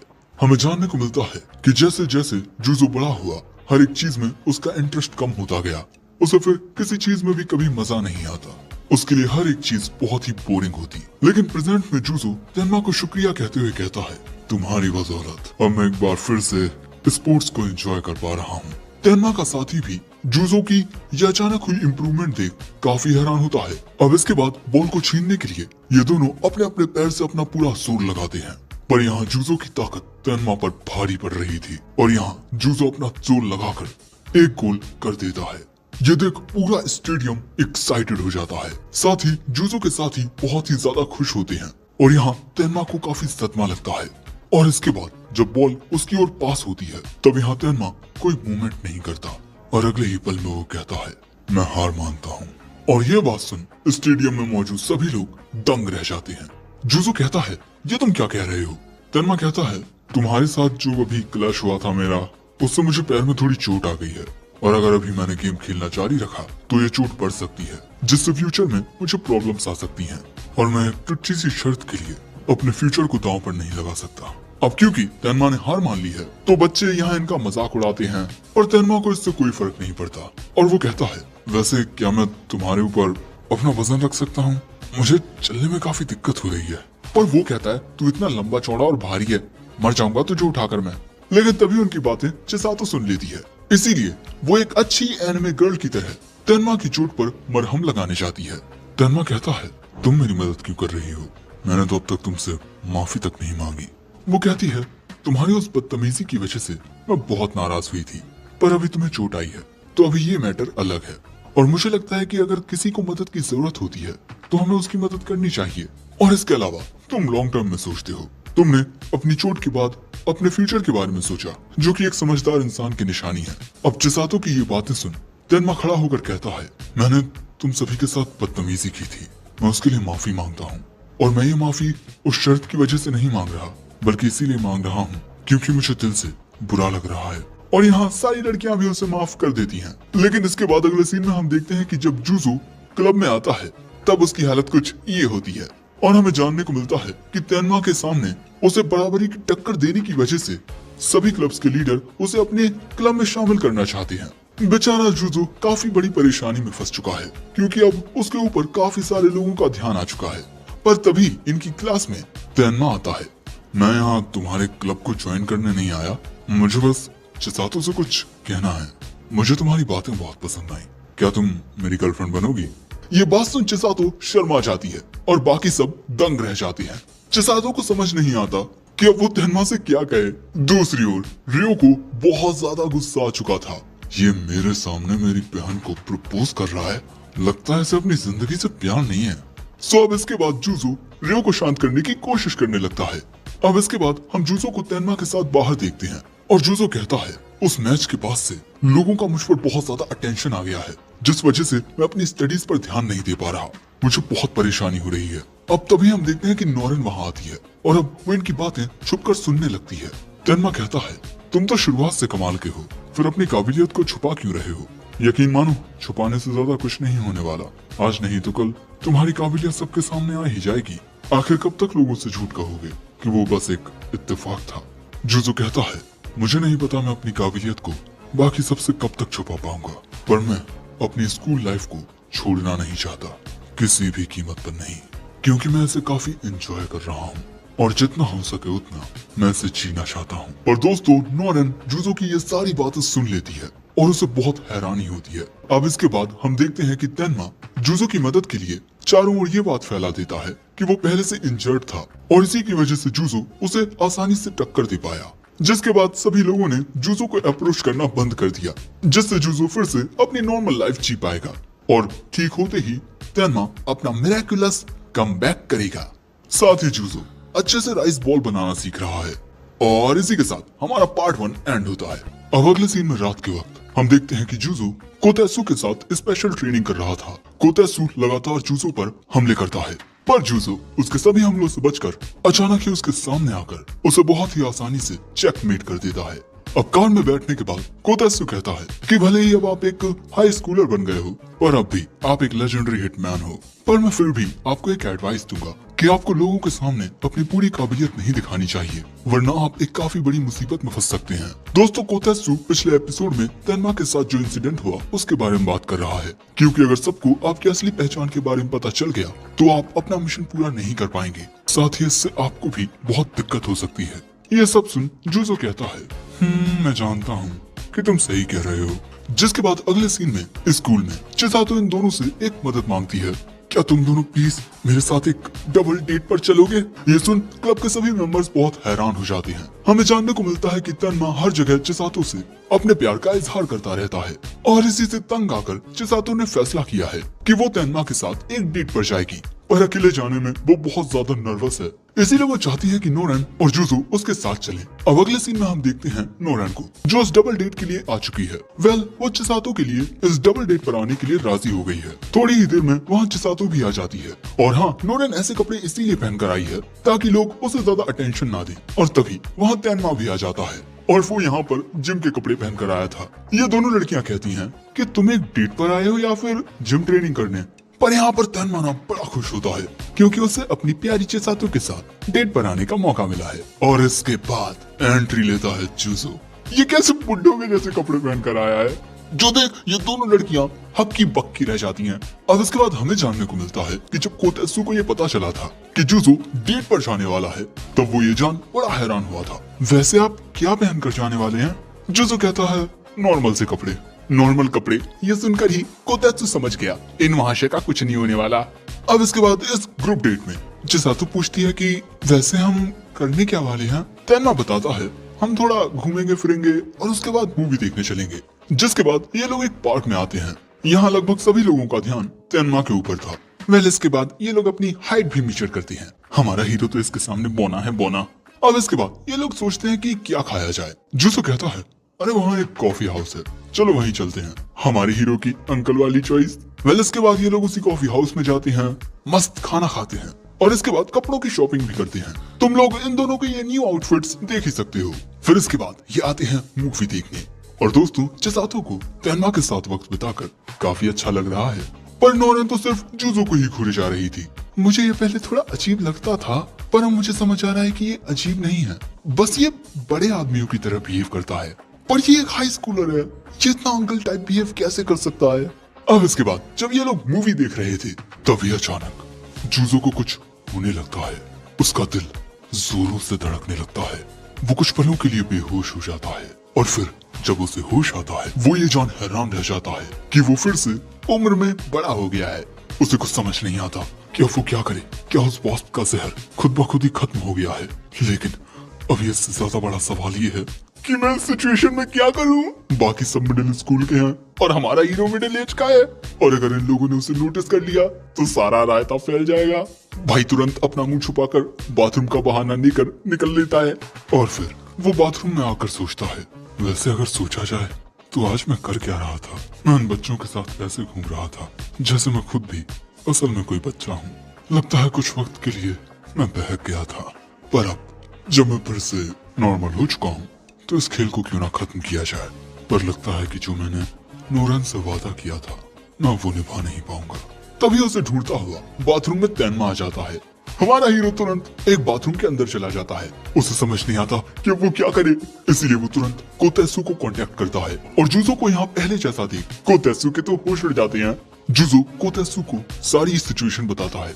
कोतेत्सु बताता है कि उसने जुजो के बैग में एक चिप रखी हुई है जिससे वो अपनी आवाज बदलकर बात कर सकता है। जिसके बाद वो कहता है वो क्या है कि मेरा पेट खराब हो गया है, तुम तीनों मेरे बिना चले जाओ। पर हम देखते हैं कि जब तक यहाँ इनकी बातचीत हो रही थी तब तक कोई आकर नोरन को किडनैप कर लेता है। ये सुन जुजो भी परेशान हो जाता है। जुजो नोरन को ऐसी हालत में छोड़कर नहीं जा सकता था। अब जब तेनमा चिसातो को संभाल रहा होता है इसी मौके का फायदा उठाकर जुजो यहाँ से निकल जाता है। जिसके बाद जुजो खिड़की से देखता है उन दो किडनैपर्स को और इसके बाद जुजो एक बंदे की बाइक ले लेता है ये कहते हुए कि इस नंबर पर कॉल कर लेना, तुम्हें इस बाइक के पैसे मिल जाएंगे। और इसके बाद वो खुद बाइक लेकर नोरन को बचाने के लिए निकल जाता है पर बेचारे को रेड सिग्नल पर रुकना पड़ता है। कोतेत्सु यहाँ कुछ सोचता है मैंने बॉस को जिंदगी और मौत के बीच फंसे हुए हालातों में देखा है और वो कभी भी इतने पैनिक नहीं हुए जितने वो आज हो रहे हैं। दूसरी ओर चिसातो तेनमा से कहती है जुजो नोरन को बचाने के लिए अकेला गया है, हमें भी उसकी मदद करनी होगी। पर तेनमा कहता है हमें वहाँ जाने की क्या जरूरत, तुम बिल्कुल ठीक हो, मतलब मुझे फिक्र करने की कोई जरूरत नहीं है। चिसातो उसके गालों को जोर से पकड़ते हुए बोलती है तुम्हें ऐसा नहीं बोलना चाहिए क्योंकि जो इंसान दूसरों की फिक्र नहीं करता मैं उसे कभी भी पसंद नहीं कर सकती। ये सुन तेनमा कहता है लोग मुझसे अक्सर ये कहते हैं कि मैं उनकी फीलिंग्स की कदर नहीं करता, पर असल बात तो ये है कि मैं चीजों को उस तरीके से समझ नहीं पाता जिस तरह से वो चाहते हैं कि मैं समझूं। मैं हालातों को समझने में थोड़ा नौसिखिया हूँ, पर प्लीज तुम इससे मुझे गलत मत समझो। मैं उनकी मदद के लिए जाऊंगा और तुम यहीं रुको और पुलिस को कॉल करो क्योंकि अगर तुम मेरे साथ जाओगी तो बस मुझे स्लो करोगी। दूसरी ओर हम देखते हैं कि जुजो फिर से बच्चा बन गया है और दोस्तों कुछ ही मिनटों में तेनमा यहाँ भागते हुए आ जाता है। उसके दौड़ने की रफ्तार बहुत तेज है। इसके बाद ये लोग उस जगह पर आते हैं जहाँ वो किडनैपर्स नोरन को लेकर आए हैं। पर जब जुजो इन किडनैपर्स को ध्यान से देखता है वो कहता है मैंने तेनमा को यहाँ लाकर गलती कर दी क्योंकि ये कोई मामूली किडनैपर्स नहीं है बल्कि ये हमसे भी बड़ी ऑर्गेनाइजेशन का एक हिस्सा है। असैसिन्स की दुनिया में नंबर 1 पर आने वाले द जैडेन ऑर्गेनाइजेशन। इसमें लो लेवल से लेकर टॉप लेवल के असैसिन्स हैं। ये है काजुमा रेंतो उम्र 15 साल और ये है ईजी रेंतो उम्र 13 साल और ये दोनों ब्लैक रैंक असैसिन्स हैं। जिसके बाद ये लोग जुजो को कॉल करते हैं और उसे बताते हैं कि इन दोनों को भी वही चाहिए जिसके पीछे हर कोई पड़ा है, नोरन का फियांसी बनना। वैसे मेरी काबिलियत है हिप्नोसिस, मैं उसे हिप्नोटाइज करके यहाँ मेरे बगल में खड़े एनजी के प्यार में पागल कर दूंगा। मैं चाहता हूँ कि ये नोरन मेरे छोटे भाई से अपने जिस्म और रूह से प्यार करे। और ये बात सुन इन दोनों का रिएक्शन कुछ ही होता है। वेल ये मेरा भी रिएक्शन है।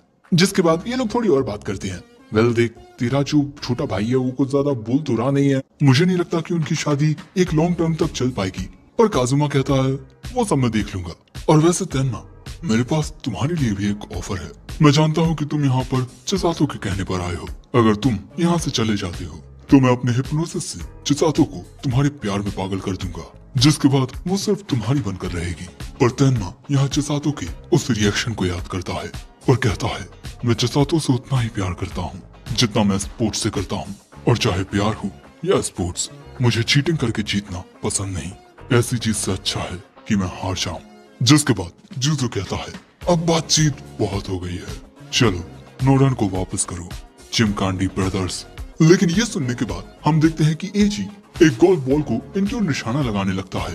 पहले तो जुजो को कुछ समझ नहीं आता, पर इसके बाद वो तेनमा को भागने को कहता है, क्योंकि जो गोल्फ बॉल्स एजी फेंक रहा था वो स्टेडियम में बॉम्ब्स की तरह फट रही थी। जिसके बाद जुजो तेनमा को बाहर भेज देता है ताकि वो उसे बाहर से कवर कर सके। अब यहाँ काजुमा कहता है तुम नोरन पर नजर रखना, मैं उन्हें जाकर संभालता हूँ।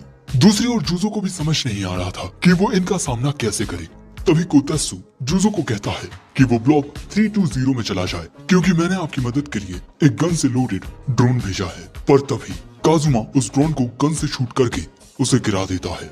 उस ड्रोन से गन जुजो के पीछे आकर गिरती है। अब जुजो यहाँ वक्त पर उस गन को नहीं उठा पाएगा और उससे पहले ही काजुमा उसे शूट कर देगा। और इसीलिए जुजो को एक आइडिया आता है। वो एक लोहे की रॉड को गन के पास फेंकता है।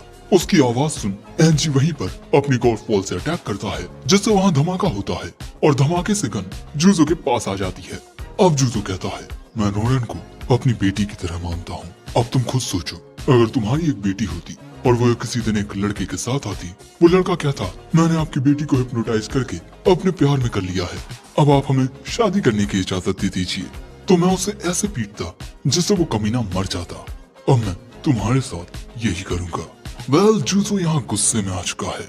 अब तभी हमें ये भी जानने को मिलता है जू ऑर्गेनाइजेशन के नंबर 1 हिटमैन जुजो ओगामी के बारे में अच्छी खासी रिसर्च करके आया है कि उसका मिशन सक्सेस रेट 100% है और वो कभी भी औरतों, बच्चे और बूढ़ों को अपना निशाना नहीं बनाता। और इसने जुजो के बारे में A to Z हर एक इंफॉर्मेशन हासिल की है। लेकिन बस इसे ये पता नहीं चल पाया कि आखिर अचानक ही वो लेजेंडरी हिटमैन कहाँ गायब हो गया। अब प्रेजेंट में हम देखते हैं चिसातो को, जिसने पुलिस को कॉल कर दिया है और अब पुलिस यहाँ पर अपनी इन्वेस्टिगेशन कर रही है। दूसरी ओर जुजो काजुमा के ऊपर गन से फायर करता है। काजुमा बचकर एक पिलर के पीछे छिप जाता है। लेकिन तभी एक सिक्योरिटी गार्ड आकर कहता है ए बच्ची, तुम यहाँ क्या कर रही है? तुम्हें दिख नहीं रहा यहाँ कितने अजीब धमाके हो रहे हैं? चलो घर जाओ अपने। लेकिन तभी उस सिक्योरिटी गार्ड को शूट करने के लिए काजुमा आता है और उसी मौके पर जुजो भी बुलेट शूट करता है। उनकी बुलेट्स एक दूसरे से टकराती हैं और वहीं गिर जाती हैं। ये देख काजुमा तंग रह जाता है और कहता है तुम्हारी उम्र की वजह से मैं ये मानने से इनकार कर रहा था, पर मैंने बिल्कुल सही सोचा था, तुम ही हो वो लेजेंडरी हिटमैन जुजो ओगामी। वो कहता है नहीं, मैं वो लेजेंडरी हिटमैन नहीं हूँ, मैं तो बल्कि उनका, हाँ मैं तो उनकी नाजायज औलाद हूँ। पहले उन्होंने मेरी माँ से शादी की, लेकिन उनका पूरा फायदा उठाने के बाद उसने एक जवान औरत से शादी कर ली और वो हमें छोड़कर चले गए। जिसके बाद मैंने कसम खाई कि मैं उनसे बदला लूंगा। मैंने बहुत कड़ी मेहनत की ताकि एक दिन मैं उनसे पूछ सकूं कि आखिर उन्होंने हमारे साथ ऐसा क्यों किया। काजुमा कहता है तुम्हारी जिंदगी कितनी तकलीफों से भरी रही, मेरी नाक से पानी आ गया। मैं जानता हूँ तुमने इतनी दिक्कतें सही है और तुम अब अपने पिता से बदला लेना चाहते हो। हम भाइयों की जिंदगी में भी बहुत तकलीफें हैं। पहले हम दोनों भाई अपनी जिंदगी बहुत अच्छे से जी रहे थे। मेरे भाई को स्पोर्ट्स बहुत पसंद था और मुझे कार्ड्स के साथ मैजिक ट्रिक्स करना, और जो हुआ वो सब पास्ट में हुआ। अब उस बारे में बात करने का कोई फायदा नहीं है। अब मैं चाहता हूँ कि मेरा भाई खुश रहे और शायद मिज़ुओका फार्मास्यूटिकल्स में मुझे कोई ऐसा ड्रग मिल जाए जो मेरे भाई को फिर से पहले जैसा कर दे।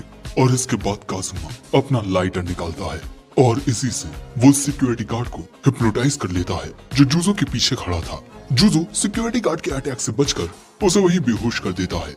काजुमा कहता है मैं जानता था तुम बहुत काबिल हो, लेकिन मैं भी अपनी सारी तैयारियां करके आया हूँ। दोस्तों यहाँ स्टेडियम के आसपास काफी सारे लोग मौजूद थे। काजुमा ने उनका नंबर लेकर उन्हें कॉल किया और अपने लाइटर की आवाज सुनाकर उन सभी को हिप्नोटाइज कर लिया। अब यही जुजो तेनमा को बताता है कि काजुमा ने आसपास के सभी लोगों को हिप्नोटाइज कर लिया है।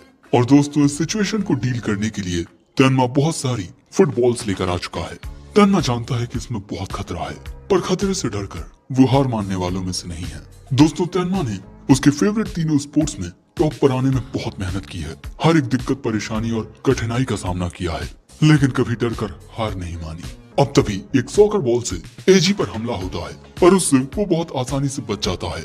दोस्तों, तेनमा यहाँ पर आ चुका है एजी का सामना करने, लेकिन इनका ये खतरनाक खेल शुरू होने से पहले एजी नोरन को उठाकर एक सेफ जगह पर रख देता है ताकि उसे कोई चोट ना आए। और इसके बाद ये दोनों एक दूसरे पर हमला करना शुरू करते हैं और उनके अटैक्स आपस में टकराते हैं, जिससे स्टेडियम में काफी बड़ा धमाका होता है।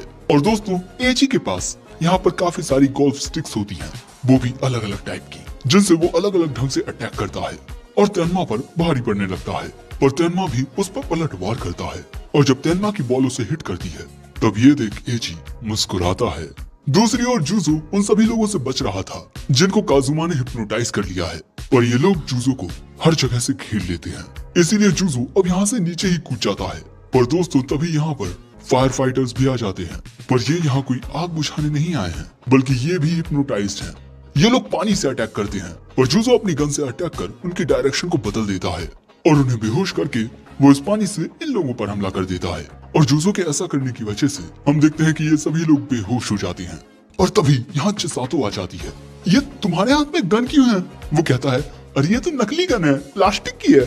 वो बताती है कि उसे इनकी बहुत चिंता हो रही थी, इसीलिए वो यहाँ आ गई। लेकिन तभी वो एक लाइटर निकालती है और जूजो से कहती है, इस लाइटर के बंद होते ही तुम काजुमा और एजी पर हमला नहीं कर पाओगे। और उसके ऐसा करते ही जूजो भी उसके हिप्नोटिज्म में आ जाता है, जिसके बाद हमें पता चलता है कि ये चिसातो नहीं बल्कि काजुमा ही है। यही सब देख कोतात्सु सोचता है, बॉस पहले से बहुत बदल चुके हैं, वो अब अपने क्लासमेट से अटैचमेंट रखने लगे हैं, जिस वजह से उनके असैसिन की काबिलियत पहले से बहुत कम हो गई है। और इसी का फायदा काजुमा ने उठाया। वही काजुमा के उस हिप्नोटाइज्ड ऑर्डर की वजह से जूजो काजुमा को शूट नहीं कर पाता, पर अगले ही पल में जूजो हवा में फायर करता है, यानी कि मैं किसी भी और डायरेक्शन में फायर कर सकता हूँ। दिलचस्प। और इसके बाद जूजो उन फायर टैंकर्स पर शूट करता है और काजुमा के ध्यान भटकते ही जूजो उसके सामने से गायब हो जाता है। वो अपना लाइटर निकालता है और कहता है कि तुम काफी चालाक हो, पर तुम्हारी इस चालाकी से कुछ भी नहीं बदलने वाला। अगर तुम मेरे 3 गिनने से पहले बाहर नहीं आए तो ये प्यारा सा शरीफ नागरिक अपनी जान से हाथ धो बैठेगा। जूजो जो छुपा हुआ था ये देखकर सोचता है, ये थोड़ा रिवर्स नहीं लग रहा? असल में तो उस आदमी को इसे हॉस्टेज बनाना था। फिर जब जूजो उसके सामने आता है तो काजुमा कहता है, चलो अब अपनी प्यारी सी गन यहाँ फेंक दो, वरना ये मासूम सा नागरिक तुम जानते हो क्या होगा। काजुमा अपनी गन फेंक देता है। काजुमा पूछता है, मरने से पहले कोई आखिरी ख्वाहिश? वो कहता है, हाँ तुम ये अपना डिस्गाइज हटा सकते हो। ये सुन काजुमा चिसातो का चेहरा हटा देता है। अच्छा किया यार, तूने उनका चेहरा हटा दिया। मैं जानता था ये फेक है, पर फिर भी मैं उस चेहरे पर हमला नहीं करना चाहता था। तभी आसमान से एक बुलेट आकर काजुमा के पास गिरती है।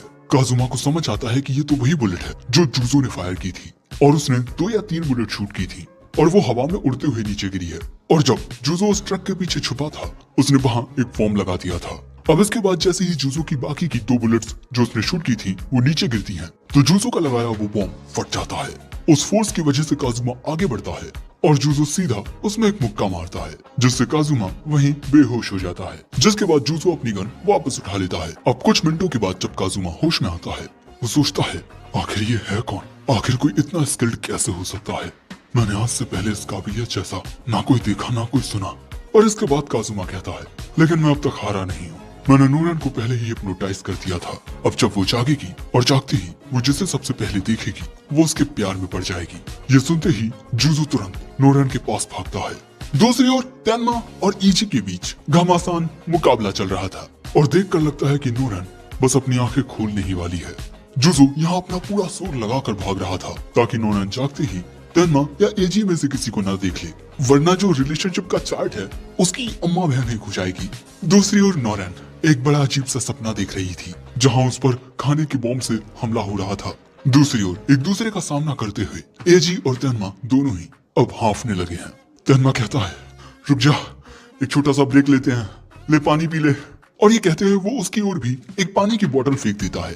तेनमा इसकी तारीफ करते हुए मन में कहता है, ये कमाल का गोल्फ खेलता है, मैंने इतना बेहतरीन प्लेयर पहले कभी नहीं देखा। स्पोर्ट्स में इसकी ऐसी काबिलियत देख मैं इससे लड़ना नहीं चाहता। और अगले ही पल में एजी भी एक बुक निकालकर उस पर लिखकर बताता है, तुम भी काफी कमाल के हो, मैं भी तुमसे लड़ना नहीं चाहता, लेकिन ये मेरा मिशन है और मुझे अपने भाई के लिए इस मिशन को पूरा करना होगा, क्योंकि मेरा भाई मेरे लिए इस दुनिया में सबसे ज्यादा इम्पोर्टेंट है। ये सुन तेनमा कहता है, मैं समझ चुका हूँ कि तुम इस गेम को किसी भी कीमत पर हारना नहीं चाहते, पर मैं भी नहीं हारना चाहता। लेकिन इनके मैच शुरू करने से पहले ही जूजो वहाँ आ जाता है। तेनमा, अब ज्यादा फिक्र करने वाली बात नहीं है, मैंने इसके बड़े भाई को संभाल लिया है। लेकिन ये बात सुन एजी को लगता है कि जूजो ने उसके बड़े भाई को मार दिया है, जिससे वो गुस्से में पागल हो जाता है और फिर बहुत सारी गोल्फ बॉल्स को एक साथ उछालकर इनकी ओर फेंक देता है। सब ये दोनों उन हमलों से बचकर भागने लगते हैं। जूजो मन में कहता है, इसे रोकने के लिए मुझे उसे शूट करना होगा, और मैं तेनमा को इस तरह से खून नहीं दिखा सकता। और तभी तेनमा कहता है, तुम कुछ पलों के लिए उसका ध्यान भटकाओ, मैं तुम्हें एक कलर शॉट दिखाता हूँ। सो अब जूजो इजी का पूरा ध्यान अपनी ओर खींच लेता है और जैसे ना तैसे उसके लगातार होने वाले हमलों को डॉच करने लगता है। वहीं तेनमा अपने किलर शॉट के लिए तैयार हो रहा था। और दोस्तों, इस किलर शॉट के बारे में तेनमा ने अपने दोस्त को बताया था। इसे बोलते हैं गायरो शॉट। ये एक बुलेट की तरह स्पाइरल होता हुआ अपने टारगेट को हिट करता है। और जब उसके दोस्त ने शॉट को पहली बार देखा था तब वो हक्का पक्का रह गया था, क्योंकि ये काफी खतरनाक शॉट था, जिससे एक दीवार में भी क्रैक्स आ गए। और अब प्रेजेंट में तेनमा इसी किलर शॉट को एजी की ओर शूट करता है। ये देख एजी भी एक हमला करता है और उसका हमला इसके सामने टिक नहीं पाता और वो बॉल सीधा एजी में लगती है, जिससे एजी वहीं बेहोश हो जाता है। दोस्तों, तेनमा ने यहाँ एक हिटमैन को हरा दिया है, काबिल तारीफ। लेकिन इसके बाद वो जूजो से पूछता है कि ये सब क्या चल रहा है, जल्दी बताओ। लेकिन तभी नोरन जाग जाती है और सबसे पहले वो देखती है इसी भांडू का चेहरा, जो उसे बहुत हैंडसम नजर आता है। और इसी मोमेंट में जूजो मन में कहता है, लग गए पकौड़े। अब नूरन अपनी नजर हटाने की कोशिश करती है, पर जूजो से उसकी नजरें हटती ही कहाँ हैं। वो उसे गले लगाकर कहती है, मैं जानती हूँ मैं फिर से किडनैप हो गई थी, तुमने फिर से मुझे बचाया है ना? तुम्हारा शुक्रिया जूजो। तेनमा कहता है, अरे मैंने भी मदद की है, मुझे तो तुम लोग चाय में गिरी हुई मक्खी की तरह इग्नोर कर रहे हो। कोतेत्सु जूजो से पूछता है कि बॉस, आप कुछ देर से ऐसे काम क्यों रहे हो, क्या हो गया? अब दोस्तों, नोरन जूजो के लिए उसकी बेटी की तरह है। अब जैसे एक छोटी सी बच्ची कहती है ना कि पापा मैं आपसे प्यार करती हूँ और आपसे शादी करना चाहती हूँ, तब ये बचपने की बात है। लेकिन एक सेंसिबल एज में आने के बाद अगर कोई लड़की ऐसी बात करती है तब ये एक बहुत सीरियस दिक्कत है। अब उस टाइम पर जो एक पिता महसूस करता है, वही प्रॉब्लम हमारा जूजो फेस कर रहा है। और अगले ही पल में नोरन कहती है, पता नहीं अचानक क्यों मेरा दिल बहुत जोरों से धड़क रहा है, शायद मुझे तुमसे। लेकिन उसके कुछ आगे बोलने से पहले ही जूजो उसमें एक रैप्टा मार देता है। तेनमा पूछता है, अबे तूने ऐसे बेहोश क्यों कर दिया? वो बताता है, अरे मच्छर मारा भाई मैंने। तभी वहाँ काजुमा आता है। मुझे यकीन था कि मेरा भाई जीतेगा, पर मैंने ऐसा कुछ नहीं सोचा था। और उसे देखते ही तेनमा गुस्से में उसे उठाकर बोलता है, तूने चिसातू के कपड़े क्यों पहने हैं? हाँ? वो बताता है, भाई मैंने ये कपड़े सेल में खरीदे थे, 50% डिस्काउंट चल रहा था। लेकिन इसके बाद काजुमा इनके सामने झुककर कहता है, मुझे मेरी फिक्र नहीं है, पर प्लीज मेरे भाई को कुछ मत करना। मैं जानता हूँ हमारी दुनिया में हारने का मतलब मौत होता है और मैं मरने के लिए तैयार हूँ, पर प्लीज मेरे भाई को कुछ मत करना। जूजो कहता है, मैं किसी की जान नहीं लेने वाला, मुझे बस कुछ पूछताछ करनी है, उसके बाद तुम अपने भाई को लेकर चले जाना। ये बात सुन काजुमा के आंसू आ जाते हैं। वो जूजो को शुक्रिया कहता है। अब इससे पहले इनका डिस्कशन शुरू होता, तेनमा पूछता है, सबसे पहले मैं पूछना चाहता हूँ तुम लोग हो कौन? क्योंकि जिस तरह से तुम लोग फाइट कर रहे थे, तुम लोग नॉर्मल तो बिल्कुल नहीं हो। और हाँ, तुम जानते हो कि ये सब क्या चल रहा है ना जूजो? मुझे जानना है कि ये सब क्या हो रहा है। जूजो काजुमा से कहता है, इसे हिप्नोटाइज करके ये सब कुछ भुलवा दो। और इसके बाद काजुमा ऐसा ही करता है। 3 2 1 आबरा कटाबरा, यहाँ जो हुआ तुम भूल जाओ। ये सब कुछ भूल चुका है। तेनमा कहता है, ये अभी तूने किया क्या? वो बोलता है, तू भूला नहीं?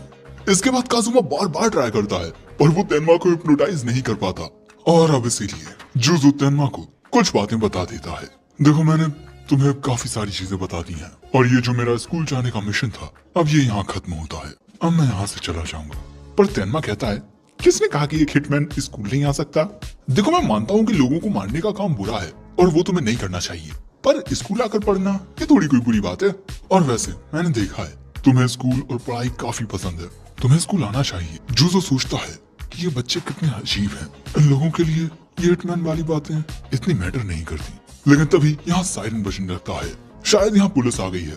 काजुमा कहता है तुम लोग यहाँ पीछे वाले रास्ते से निकल जाओ, मैं उन लोगों को हिप्नोटाइज कर दूंगा और एक झूठी कहानी बना दूंगा। जिसके बाद जुजो कहता है 1 मिनट, नोलन के ऊपर से तो हिप्नोसिस हटाओ यार।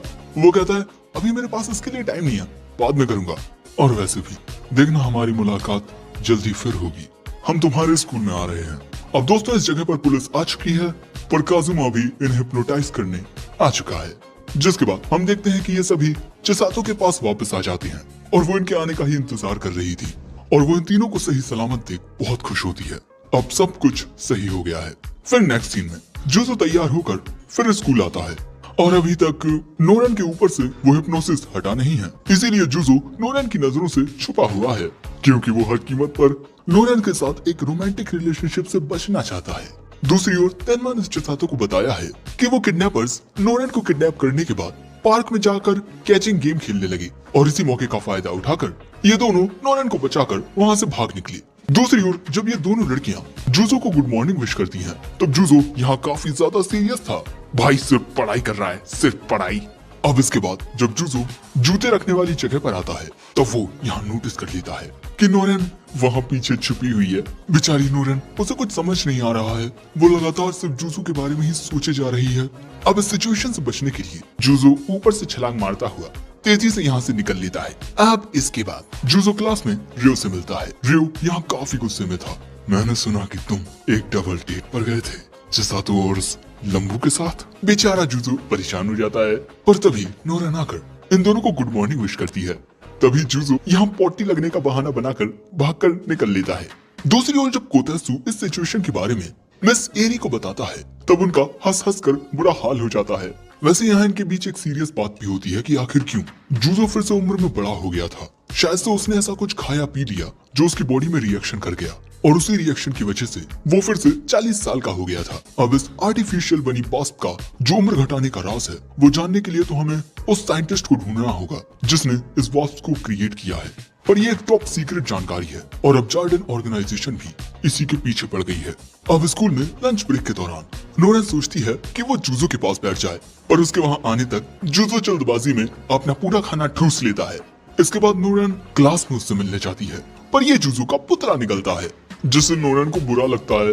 अब अगले सीन में जब जुजो आराम से पढ़ रहा था तभी ये दोनों लड़कियां उसके पास आती हैं और उसे अचानक ही पकड़ लेती हैं क्योंकि इनसे किसी ने रिक्वेस्ट की है और ये रिक्वेस्ट की है नोरन ने। और अब नोरन जुजो से पूछती है कि तुम मुझे अवॉइड क्यों कर रहे हो, मैं तुम्हें कुछ बताना चाहती हूँ। आई डोंट केयर कि अभी क्या हालात हैं, पर आई लव। ये बात सुनते ही जुजो शक्तिमान बनकर घूमता हुआ यहाँ से घूमते हुए निकल लेता है, पर नोरन भी उसका पीछा नहीं छोड़ती, वो उसके पीछे भागती है। अब इन दोनों को इस तरह से दौड़ता हुआ हॉल में मौजूद सभी बच्चे देख रहे थे। नोरन यहाँ काफी तेज थी, पर जुजो दीवार पर चढ़ता हुआ वहाँ से बचकर निकल ही लेता है। पर भैया नोरन हार नहीं मानती, वो उसे हर जगह ढूंढने लगती है और आखिरकार वो जुजो को ढूंढ लेती है। पर जुजो यहाँ से सीधा घर जाने लगता है। सो अब नोरन यहाँ पर ये कुछ पोस्टर टाइप लेकर उसे पकड़कर नीचे कूद जाती है और नीचे आकर तुरंत कहती है मैं तुम्हें पसंद करती हूँ और अगर तुम अब भी भागना चाहते हो तो भागो, लेकिन अगर मैंने तुम्हें पकड़ लिया तो तुम मेरे साथ डेट पर चलना। ये सब सुन जुजो भौचक्का रह जाता है। अब ऐसे हालातों को देख आसपास के बच्चे कुछ बातें करने लगते हैं कि ये तो एक कपल है, क्या इनके बीच लड़ाई हो गई है, इसीलिए अब ये लोग कहीं और आकर बात करते हैं। तुम जानती हो ना कि हम फेक कपल हैं, मैं तुम्हारा बॉयफ्रेंड इसीलिए बना ताकि दूसरे लड़के तुम पर लाइन ना मारे। वो कहती है पर मैं तुम्हें पसंद करने लगी हूँ, मैं जब भी तुम्हें देखती हूँ तो मेरा दिल जोरों से धड़कने लगता है। पर जुजो उसे साफ मना करते हुए कहता है माफ करना, पर मैं तुम्हें उस तरह से नहीं देखता। अब जुजो ने ये इसीलिए किया ताकि नोरन यहाँ साफ तौर पर हार मान ले, पर नोरन वो तो यहाँ से कूदने का डिसाइड कर लेती है। जुजो उसे पकड़कर रोकता है, अरे पगला गई हो क्या? पर वो कहती है नहीं मैं जीना नहीं चाहती, तुमने मुझे रिजेक्ट कर दिया, अब मैं इस दुनिया में मेरा जीना नहीं चाहती। अब इसके बाद जुजो उसे गिरने से तो रोक लेता है, पर अब वो बेचारी रोने लगती है। जुजो सोचता है इसे अचानक हो क्या गया, बिल्कुल किसी छोटी बच्ची की तरह बिहेव कर रही है, क्या प्यार में सच में लोग पागल हो जाते हैं? तभी उसे एक अननोन नंबर से कॉल आता है और ये कॉल किया था काजुमा ने। जुजो पूछता है अब ये तूने कैसा हिप्नोसिस किया है? वो कहता है मैंने बोला था उठने के बाद जैसे वो सबसे पहले देखेगी वो उससे बेइंतहा मोहब्बत करने लगेगी। जुजो कहता है देख यार पता नहीं तू कब आएगा ट्रांसफर होकर, प्लीज कुछ तो बता, इसका ये हिप्नोसिस हटा। काजुमा कहता है ठीक है मुझसे मिलने आ और नोरन को अपने साथ लेकर आना। अब नेक्स्ट सीन में जुजो नोरन को अपने साथ लेकर जाने लगता है। नोरन के लिए तो ये एक डेट है, डेट। अब इसके बाद ये लोग एक पार्क में आते हैं जहाँ काजुमा ने इन्हें बुलाया है। अब यहाँ पर नोरन जुजो को कप रामेन की पूरी डॉक्यूमेंट्री दिखाती है। अब जैसे ही जुजो यहाँ से चलने का सोचता है, वो कहती है अरे अभी तो मजा आना शुरू हुआ है। जिसके बाद ये दोनों अपना खुद का नूडल्स बनाना शुरू करते हैं। नोरन को बहुत ज्यादा मजा आ रहा था। अब ये कप रामेन बनाने के बाद ये इसे खाएंगे भी। अब इसके बाद जुजो देखता है वो तहलका जो नोरन ने बनाया है। अब नोरन उसे इतनी उम्मीद के साथ देख रही थी कि जुजो को ना चाहते हुए भी ये खाना पड़ता है। और इसके बाद हम देख ही सकते हैं जुजो की हालत, इसके होठों का पकौड़ा बन गया है। अब जुजो के पास ज्यादा टाइम नहीं बचा था क्योंकि काजुमा से मिलने का वक्त नजदीक आ गया था। पर नोरन उसे तो झूले में झूलने जाना था। वो यहाँ रोने भी लगती है। जिसके बाद नेक्स्ट सीन में हम इन दोनों को झूले में देखते हैं। नोरन यहाँ खड़ी होकर नजारा देख रही थी पर तभी उसे एक झटका लगता है और वो जुजो के करीब आ जाती है। लेकिन यहाँ जुजो की हालत गंभीर होने लगती है क्योंकि ये 21 मूवमेंट है। मैं क्या करूँ, मुझे कुछ समझ नहीं आ रहा। मैं एक 40 साल का बुड्ढा और ये लड़की 14-15 साल की होगी। मैं ऐसा नहीं कर सकता। लेकिन तभी कोई बंदा इनके डिब्बे पर बुलेट शूट करता है जिससे इनके इस डिब्बे का दरवाजा खुल जाता है, जिससे नोरन बहुत घबराने लगती है।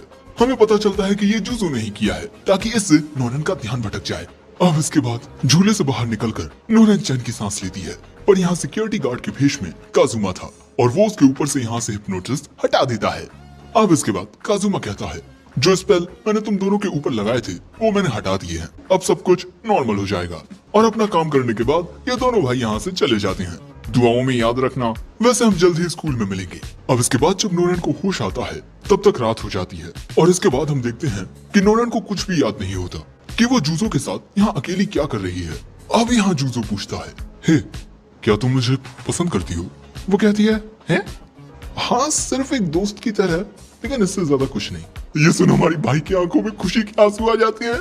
भाई ने आलतू फालतू में बहुत प्रॉब्लम से ली। जिसके बाद अगले दिन क्लास में टीचर सभी बच्चों को बताते हैं कि एक नया ट्रांसफर स्टूडेंट आया है। और दोस्तों ये ट्रांसफर स्टूडेंट और कोई नहीं एजी होता है। ये देख जुजो सोचता है खेल खत्म बेटा, स्कूल लाइफ की तो मेरी धज्जियां उड़ गई। पर तभी ये मोहतरमा, इनका नाम रेइका है, ये एजी को देखकर कहती है ये तो बिल्कुल मेरे टाइप का है। वही जो काजुमा होता है वो चिसातो की क्लास में था, एक ईयर सीनियर। अब इनके स्कूल में 4 हिटमैन हो गए हैं। यूहांग ऑर्गेनाइजेशन से शिन और जार्डन ऑर्गेनाइजेशन से ये दोनों भाई और जू ऑर्गेनाइजेशन से हमारा हीरो जुजो। और जुजो ने इन्हें यहाँ एक मीटिंग के लिए बुलाया है। प्लीज तुम लोग कोई मुसीबत खड़ी मत करना, यहाँ शांति से पढ़ाई करो। मैं एक नॉर्मल स्कूल लाइफ जीना चाहता हूँ। पर शिन कहता है मेरी इनके साथ नहीं बनने वाली, खासकर कि ये छोटा वाला, क्योंकि कुछ साल पहले इसने मेरा एक टारगेट मुझसे छीन लिया था। वो एक स्पेशल टारगेट था और मुझे अकेले ही उसका काम तमाम करना था, पर तुमने सब बिगाड़ दिया। काजुमा कहता है इसमें मेरी क्या गलती, तुम्हें वो काम जल्दी निपटा देना चाहिए था। ये सुनते ही शिन उस पर हमला कर देता है, पर उसके हमले को एजी रोक देता है। जुजो कहता है मैंने तुमसे कहा था कि हम सभी को एक साथ रहना है, पर तुम लोग तो यहाँ लड़ने लगे। और शिन कहता है कि मैं तुमसे भी थोड़ा डिसपॉइंट हुआ हूँ। मैं तुमसे उस मुकाबले में हार गया था जिस वजह से मैं कुछ वक्त के लिए नोरन से दूर हूँ, पर तुम्हारे होते हुए इन दोनों ने नोरन को किडनैप कैसे कर लिया था। हाँ मैं उसकी प्रोटेक्शन के मामले में अब तुम पर भरोसा नहीं कर सकता। उसकी प्रोटेक्शन अब मुझे खुद ही करनी होगी। लेकिन तभी नोरन आ जाती है जुजो से कहने कि चलो साथ घर चलते हैं। अब उसके आते ही ये दोनों भाई यहाँ से चले जाते हैं। जिसके बाद हम देखते हैं कि नोरन को उसके शू बॉक्स में उसके जूते नहीं मिलते क्योंकि शिन वहाँ उसे वो जूते पहनाने के लिए बैठा हुआ था। और अगले ही पल में शिन तेजी से नोरन की ओर जाता है उसे इस कीड़े से बचाने के लिए। अब घर की ओर जाते हुए शिन इनके ही पीछे चल रहा था। नोरन पूछती है कि तुम इस तरह से हमारे पीछे क्यों आ रहे हो? वो कहता है क्योंकि मैं तुम्हें प्रोटेक्ट करना चाहता हूँ और इसीलिए मैं हमेशा तुम्हारे पास रहूंगा। जब तुम खाओगी, जब तुम नहाओगी और जब तुम सोओगी, मैं तुम्हारे पास ही रहूंगा। ये सुनते ही नोरन जुजो के पीछे छिप जाती है कि ये आज बड़ी अजीब बातें कर रहा है। अब नेक्स्ट सीन में स्कूल में एक छोटी बच्ची एक लड़के से टकरा जाती है क्योंकि वो लड़का उसे देख नहीं पाता क्योंकि वो बहुत बौनी है। अब इसके बाद जब ये मोहतरमा अपने दोस्तों के साथ खाना खाती हैं, तब वो भी इन्हें एक छोटी बच्ची की तरह ही ट्रीट करती हैं। इन मोहतरमा का नाम है ने और ये एक सेकंड ईयर की स्टूडेंट है उसी ग्रुप में जिसमें नोरन और जुजो हैं। ये मोहतरमा उनकी सीनियर है।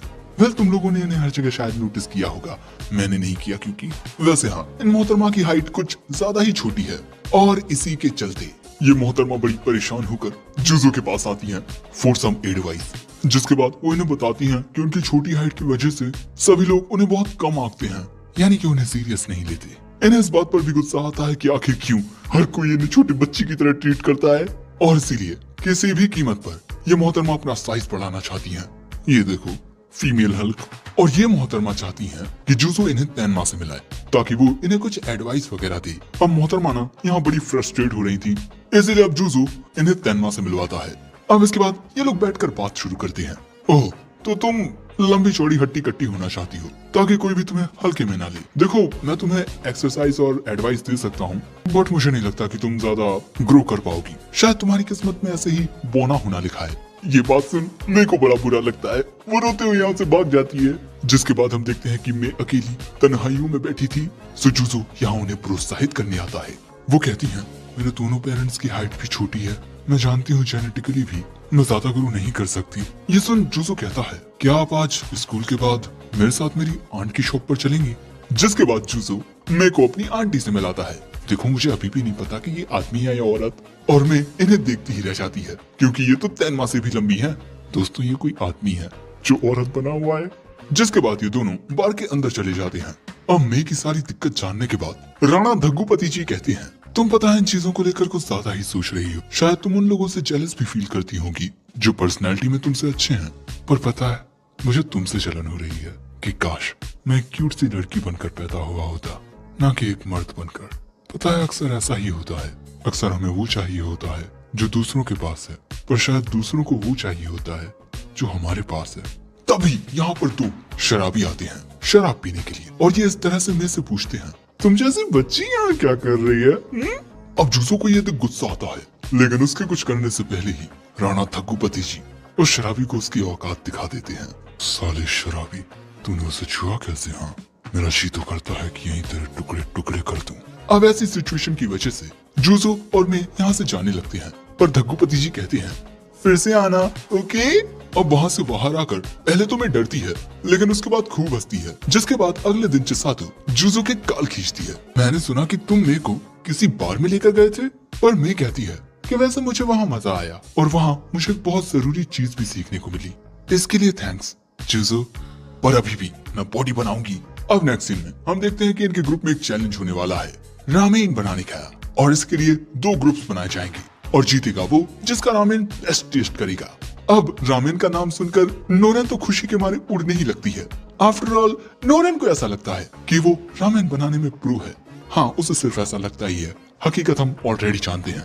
और दोस्तों ये है वो 4 टीम्स, और इस चैलेंज का रिजल्ट 1 हफ्ते बाद देखा जाएगा। अब क्योंकि नोरेन को रामेन बहुत ज्यादा पसंद है, शिन कहता है मैं तुमसे बहुत प्यार करता हूँ, लेकिन इन नूडल्स के मामले में मैं चाहकर भी तुम्हारा साथ नहीं दे सकता, और मुझे माफ कर देना क्योंकि ये कंपटीशन मैं जीतूंगा। अब ये बात सुन नोरेन का भेजा खिसक जाता है, और भैया इन दोनों के बीच अब ठन जाती है कि कौन ज्यादा अच्छा रामेन बनाता है। शिन को अपने आप पर बहुत यकीन होता है कि वही जीतेगा। ये सुन नोरेन कहती है ठीक है, अगर मैं जीती तो तुम मुझे स्टॉक करना बंद कर दोगे। वो कहता है ठीक है, लेकिन अगर मैं जीता तो तुम मेरे लिए एक पिक्चर बुक पढ़ोगी। जिसके बाद ये दोनों अपने अपने पार्टनर से कहते हैं कि चलो हम अपनी रामेन रिसर्च पर चलते हैं ताकि बेस्ट रामेन बनाए। और ये दोनों इनके टीममेट्स हैं। ये दोनों समझ चुके हैं खेल खत्म बेटा। अब एक से दूसरी से तीसरी रामेन शॉप जाते हुए और वहाँ का रामेन खाते हुए हमारा चूतो तो कई महीनों का प्रेग्नेंट लगता है। भाई की हालत तुम खुद देख सकते हो। अब क्योंकि इससे ज्यादा अत्याचार जुजो नहीं सह सकता था, इसीलिए वो नोरेन के साथ नहीं जा पाता और नोरेन यहाँ से अकेली ही चली जाती है। जुजो को लग रहा था कि वो यहाँ फटने वाला है, इसीलिए वो कुछ देर आराम करने के लिए वहीं बैठ जाता है। और तभी यहाँ एक लड़की क्रॉसिंग से गुजरती है और अचानक ही रास्ते पर एक ट्रक आ जाता है और वो उससे टकराने वाली थी। पर हम देखते हैं कि जुजो वक्त रहते उस लड़की को बचा लेता है, लेकिन उस लड़की को बचाने की वजह से भाई के पेट में जो जलवा था अब वो बाहर आने के लिए तैयार हो जाता है, इसीलिए भाई यहाँ से तुरंत निकल लेता है। अब इसके बाद आता है प्रेजेंटेशन का दिन और इस चैलेंज की जज बनेगी ये लड़की जो इनके क्लब के बाहर घूम रही थी। वेल ये जज इसीलिए बनेगी ताकि फेयर जजिंग हो।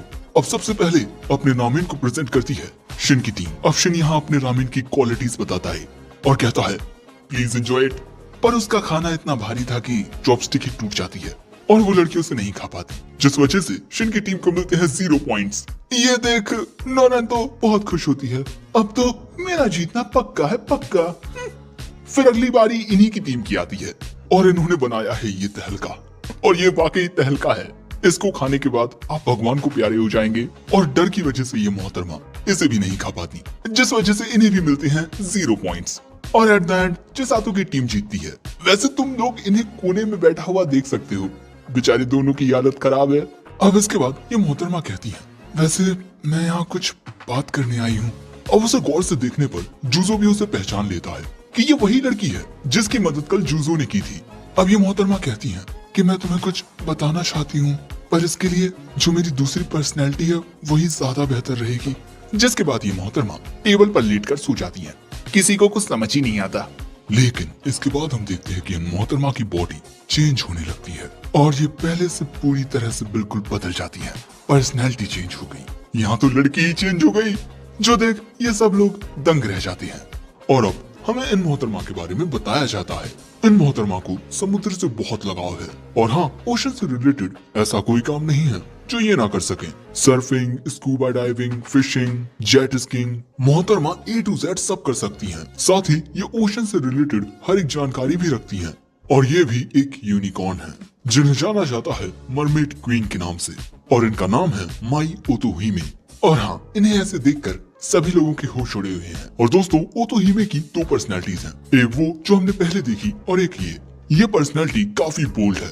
ये साफ बोल देती है, मैंने नोरेन का बना वो रामेन फूड इसीलिए नहीं खाया क्योंकि वो जहर था, जहर। और इसके बाद ये मोहतरमा जूजो को एक ड्यूल के लिए चैलेंज कर देती है, पर जूजो सोचता है कि आखिर क्यों।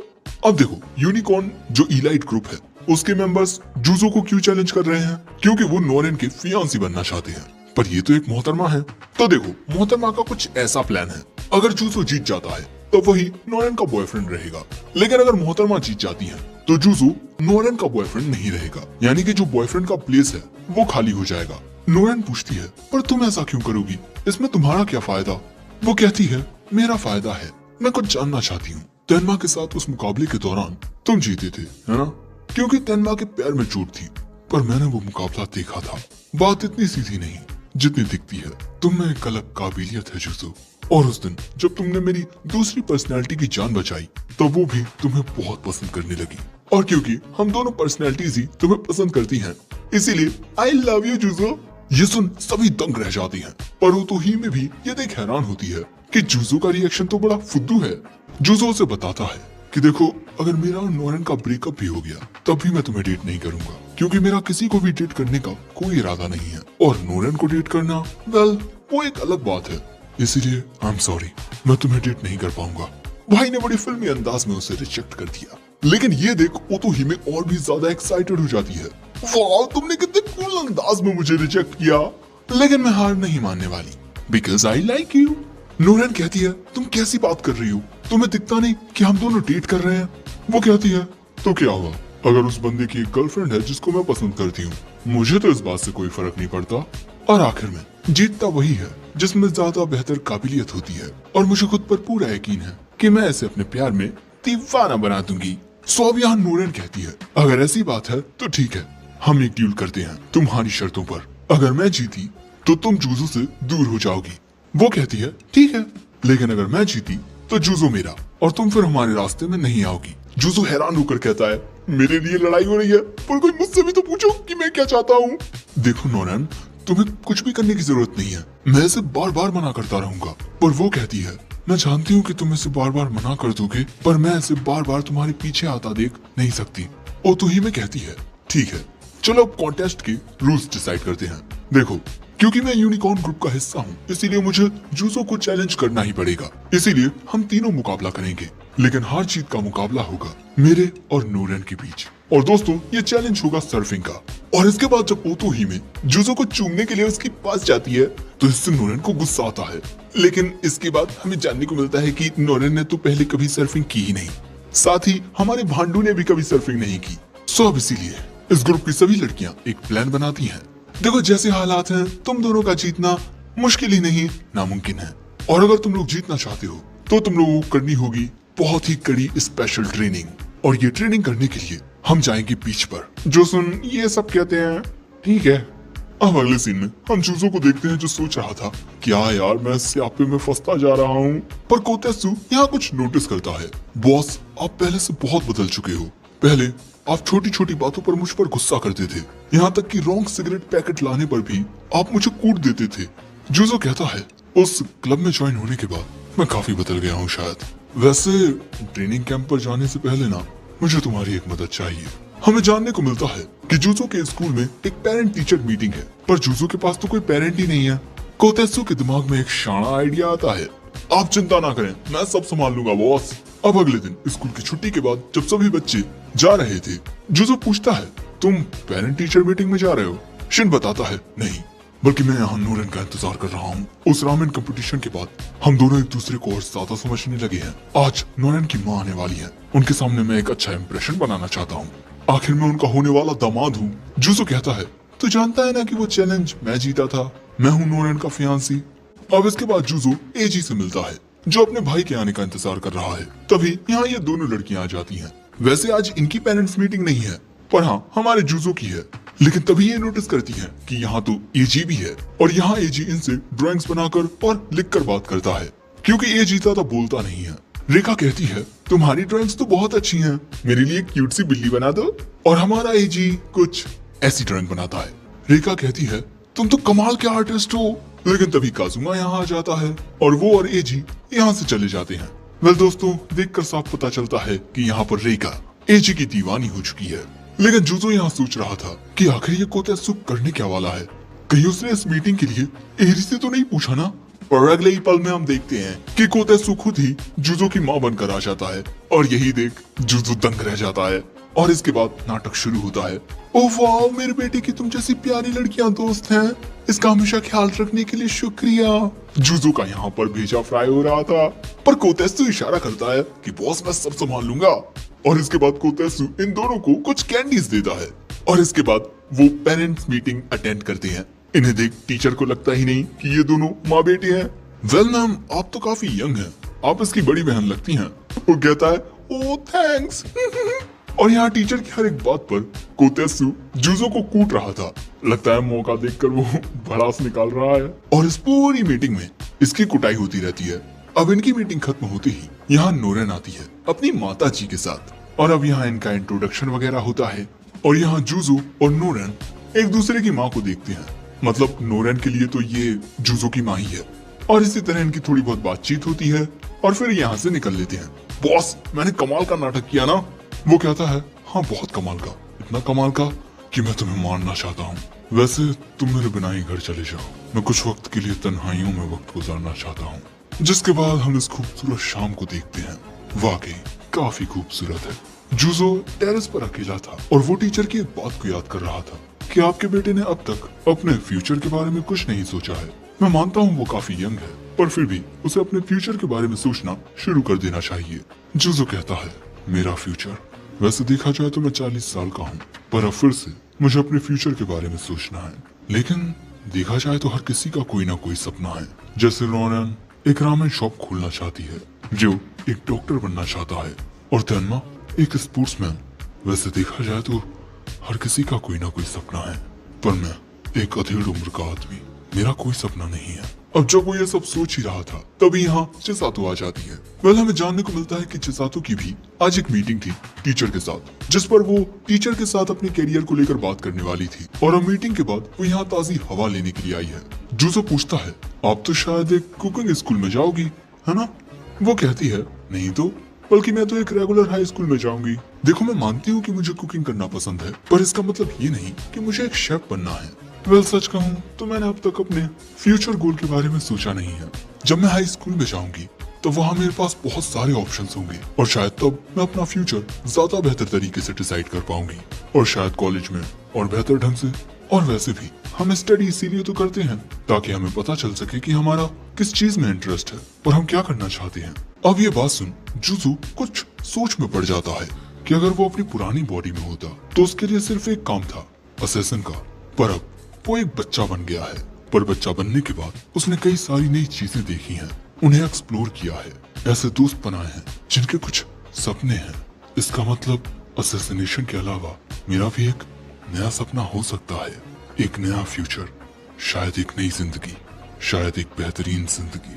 और यही सोचते हुए वो थोड़ा इमोशनल भी हो जाता है। ये देख चिसातो कहती है, तुम्हें इस तरह से इमोशनल नहीं होना चाहिए, बल्कि अभी तो तुम सिर्फ मिडिल स्कूल के फर्स्ट ईयर में हो। तुम्हें तो इस टाइम को मस्त एंजॉय करना चाहिए, क्योंकि वक्त गुजरने के बाद वो वापस कभी नहीं आता। अब तभी यहाँ नोरेन भी आ जाती है, शायद वो भी यहाँ ताजी हवा लेने आई है। जिसके बाद चिसातो इन दोनों से कहती है कि वो ट्रेनिंग कैंप पर जाने के लिए रेडी हो जाएं, क्योंकि वहाँ ये सर्फिंग की बहुत ट्रेनिंग करने वाले हैं और इनके साथ कोई है जो सर्फिंग जानता है और वो इन्हें सर्फिंग सिखाएगा भी।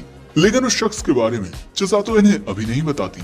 और अब आखिर में जुजो कहता है, मैं नहीं जानता कि मेरे साथ क्या होगा, क्या मैं फिर से अपनी नॉर्मल बॉडी में आ पाऊंगा या नहीं, या फिर मैं हमेशा के लिए इसी तरह रह जाऊंगा। लेकिन जो भी होगा देखा जाएगा, क्योंकि अब मैं अपनी जिंदगी को आज से जीना शुरू करूंगा। जो आज है उसमें खुश रहूंगा, जो आज है उसे जीऊंगा, और शायद ये वाकई बहुत बेहतरीन हो सकता है। और दोस्तों इसी के साथ किल ब्लू का सीजन 1 एंड होता है।